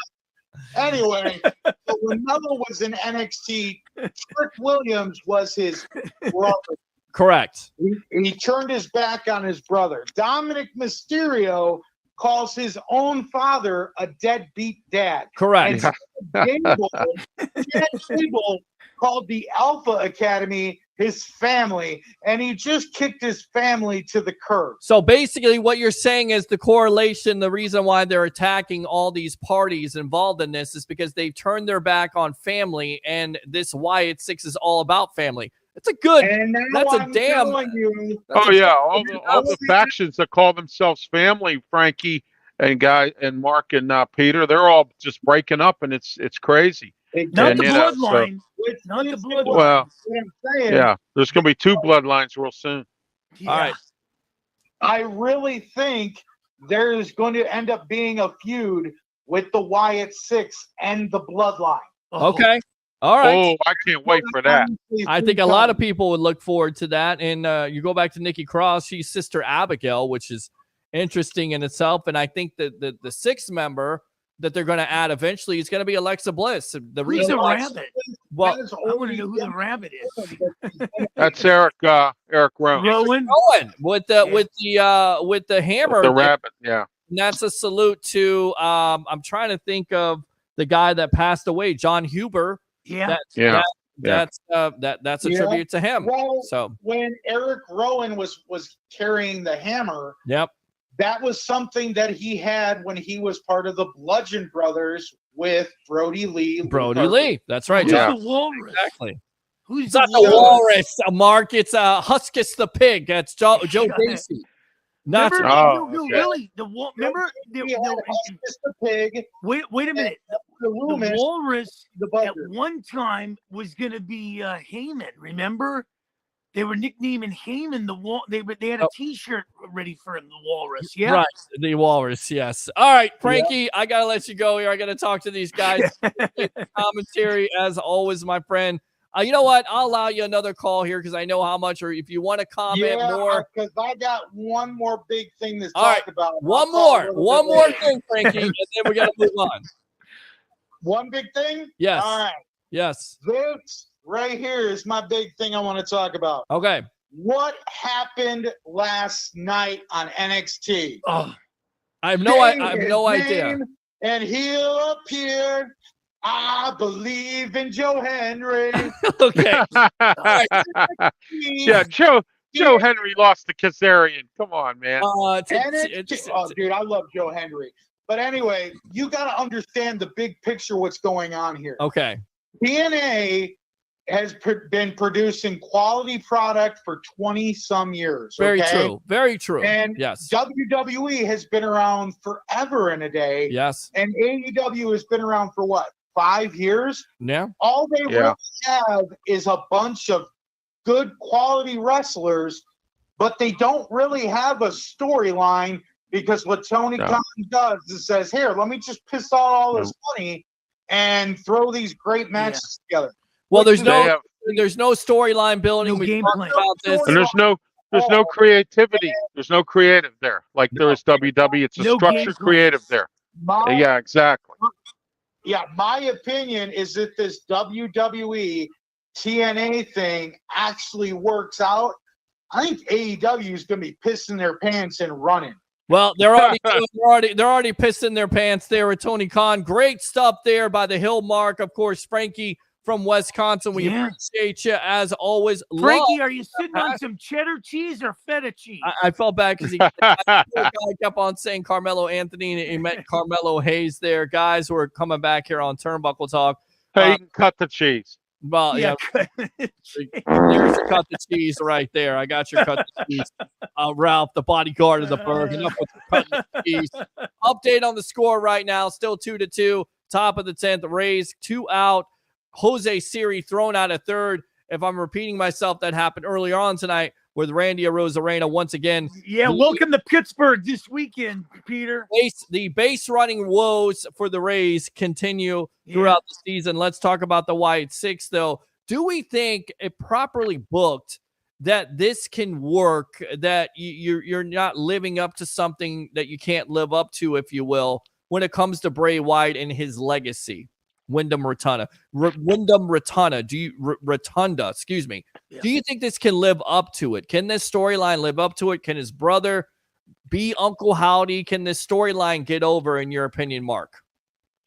Well, you'd have to probably go back to where Eddie, when he passed away and they tried to run the torch with his wife and everybody else. It's hard to replace those kind of guys. Eddie Guerrero was a legend. Yeah. And now you got, Bray Wyatt that you're trying to replace. Yeah, you can replace the other guys that we lost. But Bray Wyatt was the catalyst. And when you look at the catalyst drives your show. That's huge. The only way I can see this working, and I know it would never work this way, is if Uncle Howdy had a chance to bring in The Undertaker part-time. And really create something where down under. So that would be the only thing, but it's going to be interesting. But, what would have been more interesting if Bray Wyatt was alive and he would have had The Undertaker a couple of years ago and, Isaac Yankem, his brother there, and that would have been something. And maybe put, Paul Heyman in that and then run against the Bloodline. That would have been one hell of a thing. But it's going to be interesting. I like to see him go up against the Bloodline.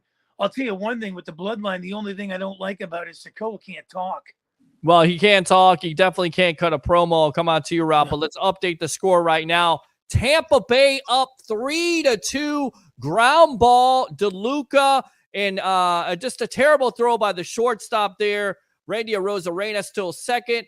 Comes all the way around to score there. So Rays are up 3-2. Top of the 10th.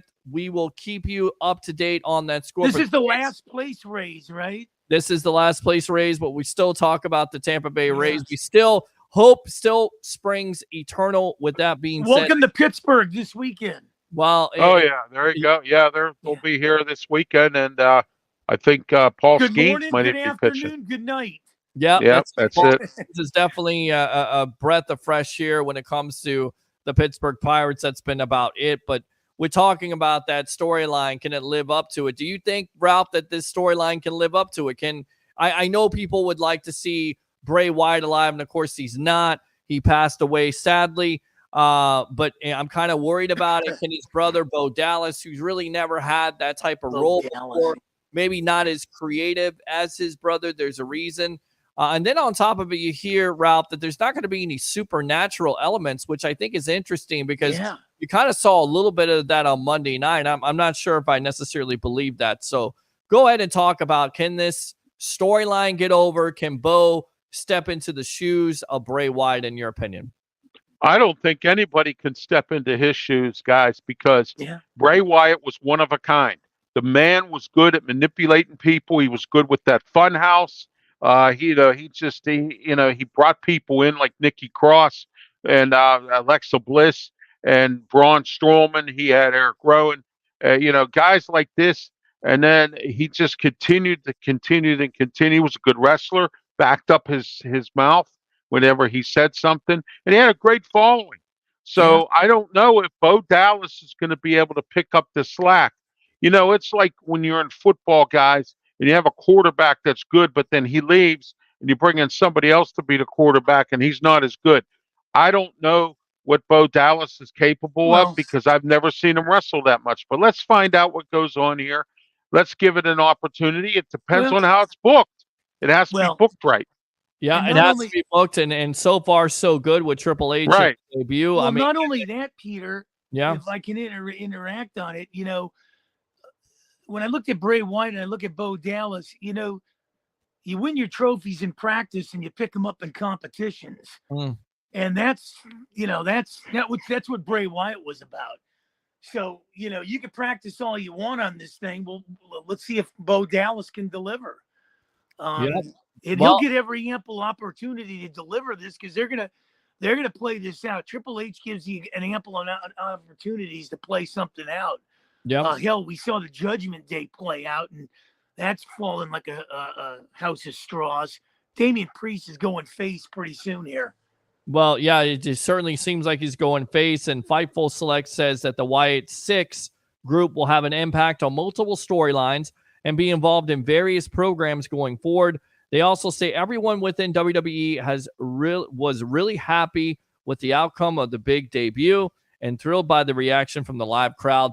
That live crowd, I heard, what was in Texas, is usually dead. They were not dead when that happened. No. They were definitely on their feet. Well, hopefully Nikki Cross doesn't get too dirty rolling around on the floor in some of these cities. Oh, man, she was scary, my friend. She looked definitely scary. I want to read this comment really quick. Christopher Cole says, if Dilfer didn't get hurt his last year here, we beat the Rams in 1999. Maybe that's certainly possible because at the time, Dilfer was going on one there. He was playing a lot better, and then he gets hurt, and Sean King comes in to replace him, wins some games. But, of course, Sean King being a rookie quarterback, who knows? Let's talk about Drew McIntyre. What do we think of what was because I honestly thought that they would put the belt on McIntyre. They're in his home country. He's not quitting. Well, he's not quitting. Of course, that's what he did on Monday night. He said he quit. Triple H was trying to confront him. Adam Pearce was trying to confront him. Ralph, I think, was so upset right now. He just went off, so he's about to get No, I was just my wife was saying, is that about Drew McIntyre? Because she saw me going, yeah. Well, cry baby Drew. Going back to Clash at the Castle, they do a camera angle where you can't see the ref who's coming in. And then all of a sudden they pan up, and who is it? None other than CM Punk. Guys, take my money at this point. I love this storyline. I love the storytelling by Triple H and company here with CM Punk and Drew McIntyre. I want to see what's going to happen going forward. What did you think of Clash at the Castle there with CM Punk once again screwing McIntyre? Well, I like Mark, go ahead. Yeah, well, I think, sorry, Ralph. Sorry. this storyline's going to build up. SmackDown's in Chicago on Friday, and you can rest assured Drew McIntyre is going to ruin that party. This thing is going to come into SummerSlam. It'll go all through Survivor Series, and it might cultivate at the Royal Rumble. Who knows? But this is going to be one hell of a thing here. These guys don't like each other, and CM Punk is must-see TV, guys. He really is. And Ralph, I know you weren't the big CM Punk fan here, but you got to love this whole storyline of him coming out once again, screwing McIntyre. This goes back to WrestleMania 40 where he screwed McIntyre after Drew won the belt. And then once again there. So what did you think of the screw job there in Glasgow? Well, you know what? I knew it was coming. I predicted this. I said, I bet you 2-1 that something's going to happen. CM Punk's going to get involved in this match, and I was right. The only reason I say that is because CM Punk is so inept on trying to screw Drew McIntyre. Let me say this, okay? There's the two mistakes that Drew McIntyre made. Number one, he should have never injured CM Punk, and he should have never screwed around with him at WrestleMania.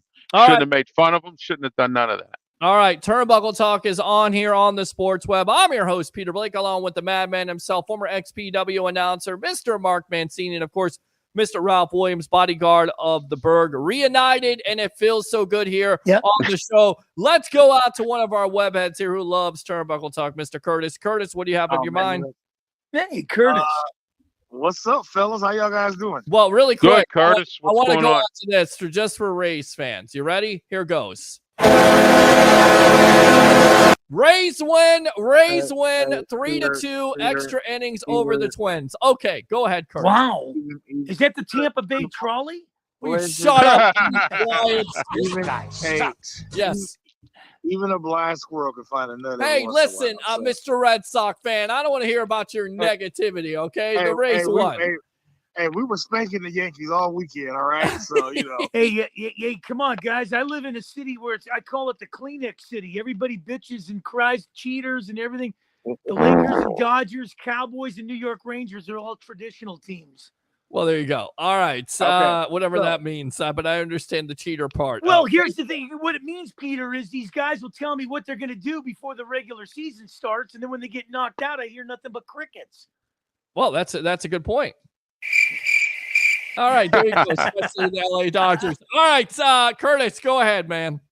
All right, so let's just say this. I think it was last week. Mm-hmm. Ralph, didn't we have you on last week?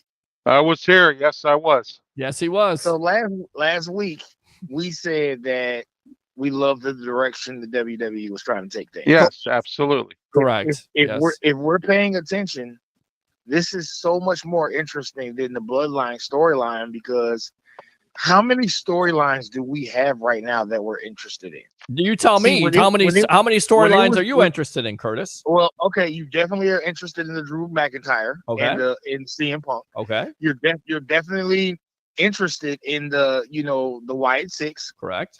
And then with the Bloodline still going after Cody Rhodes, I mean, to me, I see Cody Rhodes and The Rock at WrestleMania 41. I do too. I see that too. Yeah. I could definitely see that. And the CM Punk and Drew McIntyre thing, I mean, we have to wait for Punk to be cleared. Right. Nothing is going to happen until he's cleared. Well, it could be any day now. It could be in late July. That's the talk there. Late July, right around SummerSlam. And that would be great. I could see the Wyatt Six taking out the Judgment Day. Mm-hmm. And Chad Gable already got kind of destroyed Monday. Well, Chad Gable looked like he was dead on Monday night. I'm serious. Like what the hell was that? I mean, that was great. I was actually happy for Otis on Monday night. Right. Oh, I couldn't wait for him to start to do something to Gable, and that just was the tip of the iceberg right there. I enjoyed that too. Otis looks like he eats at Lowry's every night. Yeah. For me, the funniest thing was watching LA Knight swim in Logan Paul's pool last week. Yeah, that was good. Well, I kind of wonder what they're going to do with Logan Paul and LA Knight. I think that's going to be a banger match. Definitely. I think they're going to put the United States Yeah. on LA Knight. They Yeah. should. Should they not, Yeah. guys? Yes, absolutely. I want Logan Paul out. He's a part-timer. TKO promised no more part-timers, and here we are. So, I mean, I can say this. We are definitely excited at the direction of the WWE right now. And oh, absolutely.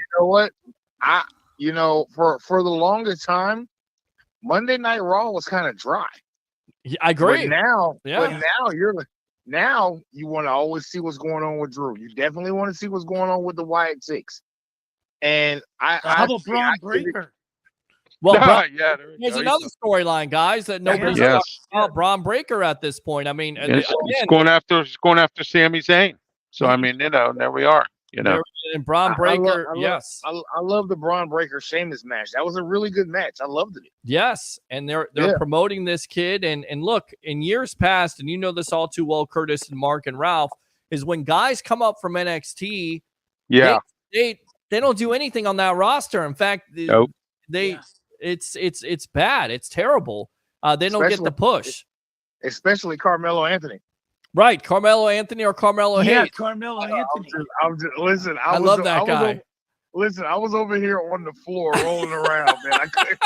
I'm trying to figure out, is Frankie drinking some Schlitz out there in Milwaukee? I was like, wait a minute. Do I need to go back and watch Monday Night Raw with Carmelo Anthony? Anthony. You should never drink and call the show. I love Frankie. Frankie wasn't done with happy hour, Mark. No, he started 8 o'clock this morning. We love Frankie here. He's a big time Bucs fan. He loves turnbuckle talk. We want him to call back, and he definitely will. But it's not Carmelo Anthony. It's Carmelo Hayes. So there you go. Frankie trying to get off the little bus. You shut up and be quiet. I mean, there's you guys asked for it. Hold on a sec, Curtis. Hold on. Oh God, here we go. Jesus, Frankie, hold on a minute. We'll get you back Gin on. and tonics or vodka soda. Shut up and be quiet, Mark and Ralph. Hold on a sec here. Let's go out to Curtis. Go ahead and finish up. Oh my goodness, what you guys? Okay, but going back, I mean, Seth Rollins versus Damian Priest. I mean, that's like the least thing I'm most excited about right now. Like, really? You don't like that one? I mean, listen, I think it's going to be a good match, but we all know Damian Priest cannot win without the Judgment Day. I agree. He can't. And most likely the belt's going to be put on Gunther, who, by the way, was, I believe, attacked the other night on Monday night. So that could be something, but it's to be expected that Gunther is going to be your new champion here eventually. I don't know about that. Well, we'll get back to that. Sheamus hasn't got the IC belt, so keep your eyes on Sheamus. How about Braun Strowman? You got to get him into the fray. Brought him back. Let's see what they do with Braun Strowman. They need to put. I think Strowman is going to end up back with the Wyatt Six. Yeah, that's what I do. Okay. Yeah, I could see him back with the Wyatt Six because guess what? They've always. I mean, like you said about Bray Wyatt. Bray Wyatt was the master of manipulation. Yes, he was. I remember, and I remember when Daniel Bryan was part of the Wyatt family. Yes, I was like that. Yeah. And Randy Orton was a part of the Wyatt family. Yes, exactly. Yeah. So Bray Wyatt has always had big names up under him. Do we think that Cody Rhodes eventually will get involved in this storyline? I think so. I think you do. Well, see, here's my thing. I don't think anything is going to happen with Cody till after he's done with the bloodline because this bloodline thing is not over with. Okay. No, there's going to be a civil war. It's going to be part of War Games and Survivor Series. I'll lay $1 to a dime on that one. Yeah. Yeah. So Dakota needs to learn how to talk before that. I love the IC match with him and AJ. Mm-hmm. But I mean, honestly, I'm looking at the roster of SmackDown. Who else do you really have to challenge Cody? Well, that's the problem right now with SmackDown. You really don't have that much talent, and it's kind of shifted, guys, because now Raw is going to Netflix, so that's probably going to be your main show, and SmackDown's going to USA Network. Yes. Yeah. So we'll see. Curtis, great call as always, my friend. Anything else here on Turnbuckle Talk? No, man, we're just waiting. Yes. I'm my early prediction. Early prediction. Here we go. Jay Uso, Money in the Bank winner. All right. So Jay That's a good Uso one. right there. Money in the Bank winner. Great stuff here. Let's go out to Mr. Carmelo Anthony himself, a big fan of Carmelo Anthony. Or Schultz, Carmelo old Hayes. Milwaukee, everything You you want. shut up and be quiet, Mark.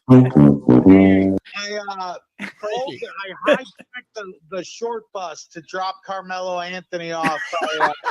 You guys. That's awesome, man. That's awesome. Good But, job. Yes. Since we're talking storylines, let me just tell you, in my opinion, besides the Wyatt Six, Yes. that's so new. Mm-hmm. Tell me you're not invested in the Dominic Mysterio Liv Morgan storyline. Well, that's another storyline, guys. That's a good one. Yeah. Upon Yeah. hold up on that. I mean, Mark, Yeah. what do you think of that? It's soap opera. Bully Ray talked about this a couple of weeks ago, where he believes it's soap opera city, where it's gonna keep on, Well, that's going all and going. wrestling is. First of all, I don't know what Liv Morgan sees in that Freddie Prinze look-alike. You know, Freddie Prinze, man, he's got he's got Chico the and the fun Man. going Remember on. Chico I and the mean, Man? it's terrible, but it makes sense, and because I've never people cared for. Listen, you know me a long time, and you know me for years. Both of you guys have known me for years, and Frankie's known me through Happy Hour. But I will tell you this: I have never cared for Dominic Mysterio. Never cared for him. Yeah, I don't think a lot of people have. Mysterio is my hero. I That think they're man pushing hit the the wrong guy, and it's going to in go off prison. a cliff. Go ahead. He's a bad man. He served hard time in prison. Yeah, he was just in jail for a day. Come on, man. Shut up! That's great. That's great. Yes, Come you're on. exactly right. Yeah, That's the but- storyline they tried. Yeet. Yes, Christopher Cole says yeet. I love that. Look at that right So there. let me Yeet. just say this, and Yes. let me get your guys' opinion on it. Okay. Braun Breaker Mm. is just heel Goldberg. Well, I definitely think he is. I definitely think he's a Yeah. killer. They're setting him Yeah. up like that, and I've said this It's before, like a and I'll heel say, Goldberg. well, he is. He's doing squash matches. They're putting the storyline out there. It's correct. I've said this before, and I'll say it again. Even though he's Rick Steiner's kid, he reminds me of Scott Steiner. He reminds me He of a loose does. cannon, and you need to take advantage of that because the kid's do got see a everything. little bit of- I do see a little bit of Brian Pillman when he's on the microphone. Yep. Yeah. Yes. That's just me. I do too. In another storyline, and I don't want to like jump. Well, that's but what you I do. wanna- But it's okay. Go ahead. Yeah. Crisscross. Another story. I want your guys' opinion on this because I'm a huge fan of this guy, not for his ring work, Right. but for his microphone work, what he does on the microphone. And that's Ludwig Kaiser. Yeah. Yeah. You know, Ludwig Kaiser reminds me. Remember the old Thunderbirds in the 1960s and little marionettes that, drove the planes in the 1960s? That's what Ludwig Kaiser reminds me of. It's like somebody pulls his arms up and his arms start flailing. He's gonna go too. That guy is. I mean, these kind of guys The need to Ludwig go. Kaiser Sheamus storyline seems good. Well, Hey, Mark, you got some dead wood lately. They got to get rid of some of this dead wood. Yeah. So They got to, Kevin Owens. I like to see where they're going to promote him. They got him teamed up with Randy Orton, but they got to do something with him. Well, eventually it's going to be Randy Orton versus Cody. That could be a match down the road. Yeah. You could see that. So, Yeah. all right. I'm a big Dijak fan. And Okay. You guys look for the ratio signs in the crowd. I'm waiting to see Dijak appear on Raw. All right. Dijak, and I know what you're talking about. Dijak. He is very, very talented. He's exactly right. He's so good. Appreciate it, Frankie. Frankie, have a good night. Thank you. Frankie, have a good one. Great night. Keep it going, guys. We'll do it. There you go. Turnbuckle He's Talk. a good Oh, guy, oh, man. He's he sitting out is. there. He's sitting on Bernie Brewer's slide, sipping some cold ones. I love the wrestling fans tonight. 727 Yes, absolutely. 0391 and 727-255 0391. It's Turnbuckle Talk. What else did you guys gather from Raw and SmackDown lately, Mark? I miss Charlotte Flair. Why is that? Well, they need her back in that division. She just set the bar a little different. I mean, it's good now, but It's a little stagnant in my, opinion, but I can't wait for Charlotte to get back. All right. Yeah, the women's division will be really great with Charlotte Flair. I'd like to see Charlotte Flair versus Jay Cargill. Yeah, that should be And a good I one. definitely think you could see that coming down the road here. Now, Shawn Michaels, of course, revealed his thoughts about the ladder match he had with Razor Ramon. I can't do his accent, from the Intercontinental Championship at WrestleMania 10, stating that he didn't think it would be become a big deal that it is today. Michaels battled Razor twice for the Intercontinental Championship in ladder matches, losing to the bad guy at WrestleMania 10, but then getting redemption almost a year and a half later at SummerSlam 95, where the Heartbreak Kid was victorious. He was speaking the Sportsnet about this and said, Scott and I, we went in there the first time, certainly from a pay-per-view standpoint. Even Brett and I have the very first one. I don't think anybody at that time thought it would become everything that it has become. Back then, we just went out there trying to have the best match that we could. This was a new concept at the time. Very proud that I feel like those matches still kind of stand the test of time. Being the original one, certainly a phenomenal concept. Like everything in WWE, they have made it bigger and better and more extravagant.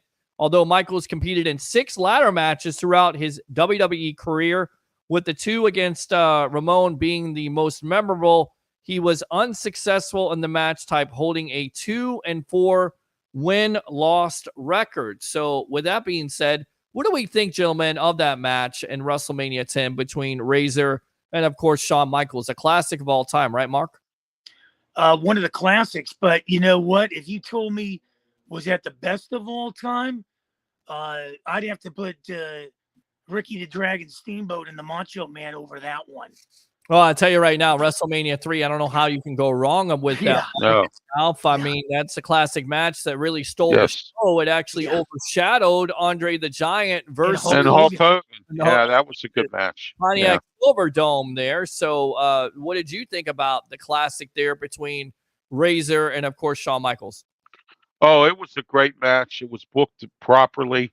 You had 2 guys who were really good at wrestling there. Razor Ramon, getting the Intercontinental belt. And it was sad to see Shawn Michaels lose it, but, they have to get something going with Razor at the time. And I'm glad that, I'm happy to say it was a great match. It was definitely a great match, and you're exactly right.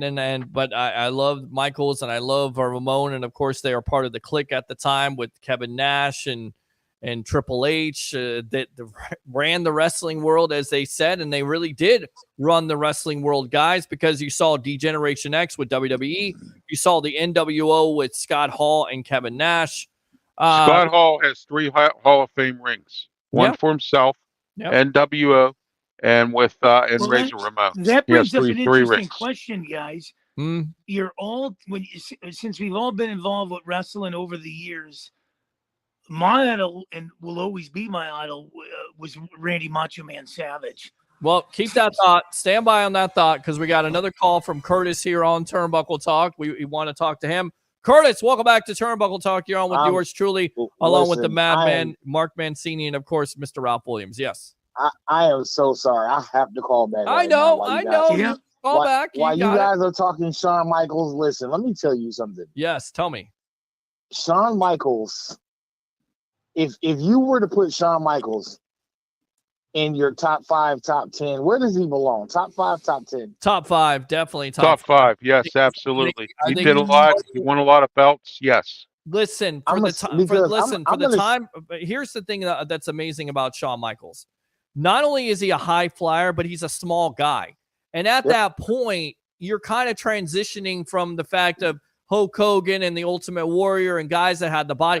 Shawn Michaels, he's a small guy, so he's not supposed to be as successful as he is, but because he's not only great on the mic, he knows Vince, and Vince is trying to get away from that steroid trial and everything that's associated with it.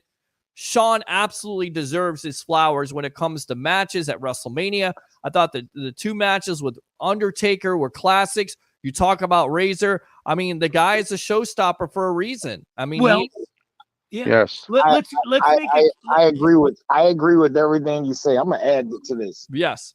I can't tell you. I could probably do a top 10 list Okay. of greatest wrestling matches ever, and Shawn Michaels probably would have 3 or 4. 3 or 4. I mean, even the Ric Flair Shawn Michaels match was. Well, it pretty sounds Yes, like that was a good match. Absolutely. You remember? I think him and Cena had an Iron Man match on a Monday night one night. Yeah, I remember that one. 60-minute match, and this guy literally took Cena to the limit. I thought it was Bret Hart. I thought it was Bret Hart. Yeah, the Montreal Screwjob was a good match too. Well, Montreal Screwjob was a great job. Yes. The first match with him in Austin. Yep. Yes. That was a great match. Like Shawn Michaels, and you know what? I'm gonna tell you something. Yeah. I like my kid. You know, me and my sons, we watch wrestling. Even my 5-year-old, you know, she watches wrestling too now. Sure. My 5-year-old is a huge Nia Jax fan. Huge. Okay. Like when Nia comes out, she's glued to TV. But anyway. I don't know why she's glued to Nia Jax. I mean, that is, that's Mark's favorite wrestler. Mark I'm going to tell you why, Peter. Yes. My daughter is I'd have to rent a U-Haul to take her out. We shut up, Listen, Mark, and be quiet. Go ahead. My daughter is 5 years old, Okay. Peter, and she's already 4 foot tall. Wow. And she's about 90 pounds. Wow. But it's Wow.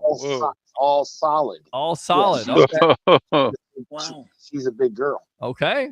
And she's in karate right now, and she ain't bullshit. No, she's not. Yeah. She gets it from her daddy. They're definitely not BSing, but- by the way. So good stuff. But Yes. the whole Shawn Michaels, I mean, if you look at it, if you just, nobody has time, but if you just go back and you look at the career matches of Shawn Michaels, this guy is wrestling. No, I mean, he has to be Mr. WrestleMania. Yes. No one will ever be able to take that from him. I mean, to me, don't get me wrong, I love the Ricky the Steamboat Macho Man match at WrestleMania 3. For me, the only ladder match that will ever be better than the Razor and Shawn Michaels one is the original TLC match with the Hardys, Edge and Christian. Yes. Yeah. Edge had some good ladder matches. Yes, he did. Well, here's the thing, guys. Go ahead, Mark. Here's the thing. Sorry to cut you, Curtis, but no. Here's the thing. Go ahead, I mean, bro. everybody has their idol. Why don't we all pick theirs and let's try to compare these? There's 4 of us here. 4 of us can pick their guys that they thought were the best. I mean, my idol was Randy Macho Man Savage, and I'll match him up with anybody. I'll match him up with the Heartbreak Kid. The Macho Man knew how to talk. He had Elizabeth. He was one of the best wrestlers. Yeah, and I tell you right now, why didn't that match ever happen? Because that would have been a hell of a match. Oh, yeah. My idol, Stone Cold Steve Austin. I've loved him, Yeah, man. that would I have got been all, another you know, one. a great wrestler, Hulk Hogan. I mean, you know, I can name you a few. I grew up in the Rock in the Austin era. Correct. Like, you know, you couldn't pick. For me, you know, when I was a kid, I couldn't pick either one of them. I loved both of them. I hated to see them fight each other. Yeah. Yeah, you're absolutely correct about that. Did The Rock and Stone Cold? I'm trying to think. The Rock and Stone Cold ever have a match? Oh, they had several matches. The Rock and Stone Cold? Yes, they had several matches. So, Mark, they had that Intercontinental match was great. The one that they had. No. I know, but I'm talking about in the WrestleManias in some of the big Yes. Yes. Absolutely. Yes.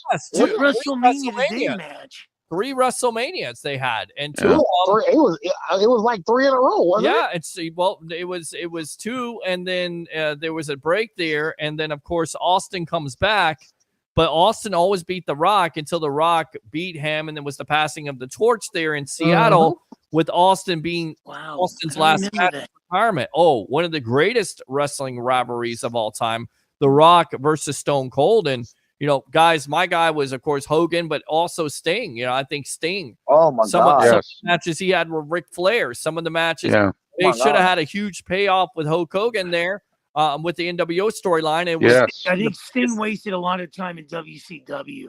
Agreed. Yeah, he did. He did. And when he got to the WWE, his time ran out. He was. And then, you know. the biggest dropping of the ball besides '97 versus Hogan there, when you got the big payoff for like 12 months there, nearly a year, when you're building this match up, and you you have that screwy finish, was them not being able to book a match with The Undertaker. I don't care how much you have to pay. You have to convince Sting that he has to go to WWF, that he's going to be safe, that his character is going to be safe. You're not going to, you throw somebody. And when he got to WWE, what did they do? They put Triple H over him. They put, and they brought out the NWO to defend him against D-Generation, which was so screwy. But let me tell you, you know what? It was sad. It was sad about Sting's injury, but that match with him and Seth Rollins was a really good match. I enjoyed that match. Right. Triple H's debut was one of the best. Hunter Hearst Helmsley. With sales. Yeah. Oh my God. But going back to it, man, I mean, there's been definitely some drops of balls there when it comes to, Sting a couple of times there with not wrestling The Undertaker. I still think Bray Wyatt should have went over on The Undertaker. I still think Bray Wyatt should have went over on John Cena. If you know what? To. I'm going to say this. Yeah. I did not first like Bray Wyatt. Mm. Bray Wyatt grew on me. Right. Because he reminded me of honestly, this is going to be weird. He reminded me of The Undertaker and Stone Cold so much because he lived by his own rules. Mm-hmm. Bray Wyatt did whatever he wanted to. Yep. And, I watched a small documentary the other day on Owen Hart. And you know what? That guy, Owen Hart, was going to be the man in wrestling. Can you imagine if something like that happened these days? I was just thinking about this the other day, guys, because we're talking about tragedy in wrestling in '99 over the edge there at Kemper Arena, where Owen Hart is doing the Shawn Michaels and doing what Sting did, propelling down and then 83 feet or whatever it was down on the mat, dead. And they still continue that pay-per-view. Yeah, that's been talked about forever, Peter and Mark and Curtis. That's terrible. That's terrible. Yeah, it was. It was terrible. Yes, all about money. Well, there was no way that would happen these days. They would have cut the show just like they cut the NFL game when DeMar Hamlin went down. Sure, you're right. They would have cut it. They would have cut it. But think about that. They continued that match, and his blood was on the canvas. Like, think about like how crazy is Vince McMahon? I understand it still goes on, but guys, it's about life at the end of the day also. And that man lost his life. And even Jeff Jarrett knew, like, there were wrestlers that knew and had to go on camera. And you could see when Jeff Jarrett is cutting a promo, he's trying to stay in character, but he's nearly crying because he knows that his friend is gone. It's dead. Yeah. You know what the problem? You know what the problem was, Peter? What's up? And I know exactly what you're talking about. The problem is people look at things from different perspectives. Correct. See, Vince is a businessman first. Vince don't care about the BS. Okay. Nope. What he was thinking about was the money he would lose. Yep. If he cut the pay-per-view, and people would go and tune in. All they would do is go tune in to WCW. Yep. That's all that was going to happen. That's all he cared about. Oh, karma got him in the end. It did. You're exactly right. right. You gotta remember, now, if you go back and you remember, the WCW WWE pay-per-views always alternated weeks. Right. Always. And now you got AEW putting theirs on on Sunday right after a WWE pay-per-view. It's funny. And the thing about it was, and it sucks, and it sounds terrible, but Vince made a business decision. And I hate to say this, as a person, your heart goes out, so you feel terrible. But for his business, he was doing what he had to do. Well, he's doing what he had to do, but not only that, he was cutting back on his business, but you cut back on the harness too, because what you come to find out is, I think, Curtis, it's one word, and it starts with a capital G and ends with a small d. That's what it's called. Yeah. What's that, Mark? It's called greed. Yeah, well, that's good. Very good. Yeah. All right, Curtis. Hey, Michael Douglas once said, "Greed is good." Well, because at the end of the and how long was it after that before WCW was shut down? A couple years later, 2001, right? It wasn't that long, because when WCW started down spiraling, it went hard and it went fast. Yep, it did. You're exactly right. Because we got tired of watching the NWO beat up people. Well, in the we ring got every night. tired of the storylines also being Yeah. stupid. Like you have the Sting storyline, which didn't have a payoff. Yeah. You have them giving away Vince Russo had no idea around that time. He had nothing. He didn't know what he was doing. He was lost. Nothing. He was just throwing stuff at the wall. They had one kind of like John Laurinaitis. Right. People power. Yeah, when you make David Arquette the champion, when you make Phelps the champion, hey, you have right. the finger poke of doom, where it's Kevin Nash and Hulk Hogan, and then God, Hogan. I'm surprised he didn't make Doink the Clown the champ. Yeah, there you go. Well, you know what? Hey, you know what? Arquette admitted on Vice. I just watched the third part of the WCW thing. Who killed WCW? I haven't seen it yet. I haven't seen the right. Well, you need to, because Arquette even admitted he didn't want to be champ. He never wanted to be a champion. What is that on? That is on Vice. It's on Vice. Tuesday at 10 o'clock. Doink didn't kill it. Dink did. Mark, will you shut up and be quiet? Here's my thing. Here's my thing. We used to tune into WCW, but after a while, after it started getting so dry, we tuned into WCW for a couple things. Yes. Number one, you wanted to see the Goldberg streak. Correct. That's it. Everybody was interested in the Goldberg streak. That was it. When he got up to like 100, you were like, God, this guy ever going to lose? Right. And the way he lost it was BS, which, by the way, do we remember how he lost that? Yeah. Goldberg was on the third part, Peter, and he admitted it stunk. You know, the way that they did that with him. So Scott Hall with the taser prod, and then Kevin Nash wins, and then Kevin Nash is the champion. The very next night, they have a match between him and Hogan, and they do the finger poke of doom, and they have the NWO red and white and black all get together again. It was ridiculous. It was ridiculous. And then, because see, to me, I mean, like I said, when he was dying, Goldberg Street, that was the big thing people used to watch. And when Roddy Piper showed up. Yep. When Roddy Piper and Bret Hart showed up to WCW, they got a little spike from that. I'll tell you right now, Bret Hart was probably the worst thing for WCW. They had no idea how to use that guy. But the problem was it didn't matter because Bret Hart had such a huge fan base. People would go to WCW just to see him. Yeah, but it was just terrible how they. You guys were saying top 5. You have Shawn Michaels. He's not. He barely makes my top 10. Shawn Michaels. Who's your top 5? There's Hulk Hogan. It's Hulk Rick. Hogan. It's got to be Rick. It's got to be Hogan. Yeah, It's okay. got to be The Rock. Austin. You got Cena. Cena's in there over Shawn Michaels. Nah. John Cena. There were some matches that he lost, Mark. Bad matches that he should have never lost. The guy that's taken WWE and run with it ever since Hogan left was John Cena. Well, you got Triple H. Triple H. Right. Triple H is another one over Shawn Michaels. I don't know about that. I love Triple H. I don't know if Triple H. Macho Man over him. And oh yeah. Macho Man was unbelievable. I don't know because I just feel like Give me a hell yeah. Okay. You got that guy. I tell you what. You got this guy. Hold on. You got this guy right here. What is your name? I told you it doesn't matter what's your name. I mean, well, for me, I'm a huge Edge fan, and I don't think I would put Edge over Shawn Michaels. Huh. And I love it. I love Edge. Let me tell you, as far as mic skills goes, and if you want to match it up, I'll match it up with this guy. I love this guy, and I watched some of his matches on YouTube and some. Ravishing Rick Rude over Shawn Michaels. I love Rick Rude. Well, listen, I'll raise you the Ravishing Rick Rude with Jake the Snake Roberts. Ooh. Yeah, that's another one. Yeah. Yeah, Jake had good mic skills. Jake got screwed. Screwed by the old. Yeah, he did.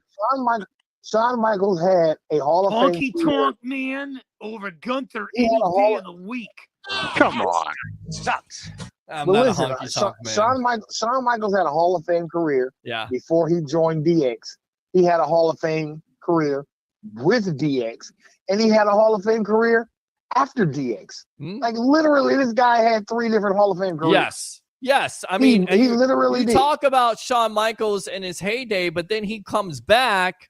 He wrestles Triple H. He joins the NWO, wrestles Triple H, has a great match with 2 great matches with Undertaker, has a great match with Ric Flair, has a great match with Triple H. I mean, come on, man. Yeah, he definitely deserves some credit there. All right, Curtis, we got to wrap this up, my friend. Appreciate you as always. Curtis, right there, one of our favorite. Have a good one, Curtis. Turnbuckle talk. Yes, great. He has, and so is the Hill Mark there. Of course, Frankie from Wisconsin. Frankie, even though good. Anthony. Hey, Peter, where's Roger's shoe at these days? Roger's shoe, I think, is sleeping. It's past his bedtime. Roger's shoe I've known for a long time. Yeah. That's Roger. Radio. Yeah. Shut up and be quiet, Mark. All right. I love you guys, man. I love you too, man. I looked at my stats, and just to let before we go, I got Shawn Michaels a little above Dink and Doink. Oh, you're crazy. Thank All right. you, A couple last items here. Who killed WCW on Vice? The last episode, I believe, is on Tuesday. The second episode, it's on YouTube. Is it Bischoff? Who killed WCW? Ralph, who killed WCW? Well, from what I could see, Vince Russo.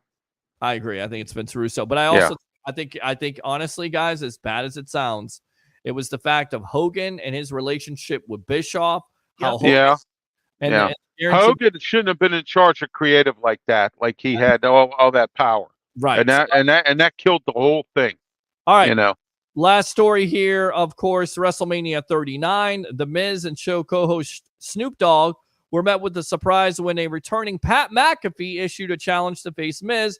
Right then and there, Miz initially refused, saying he didn't have the power to make matches official, but Snoop Dogg declared that the match was on.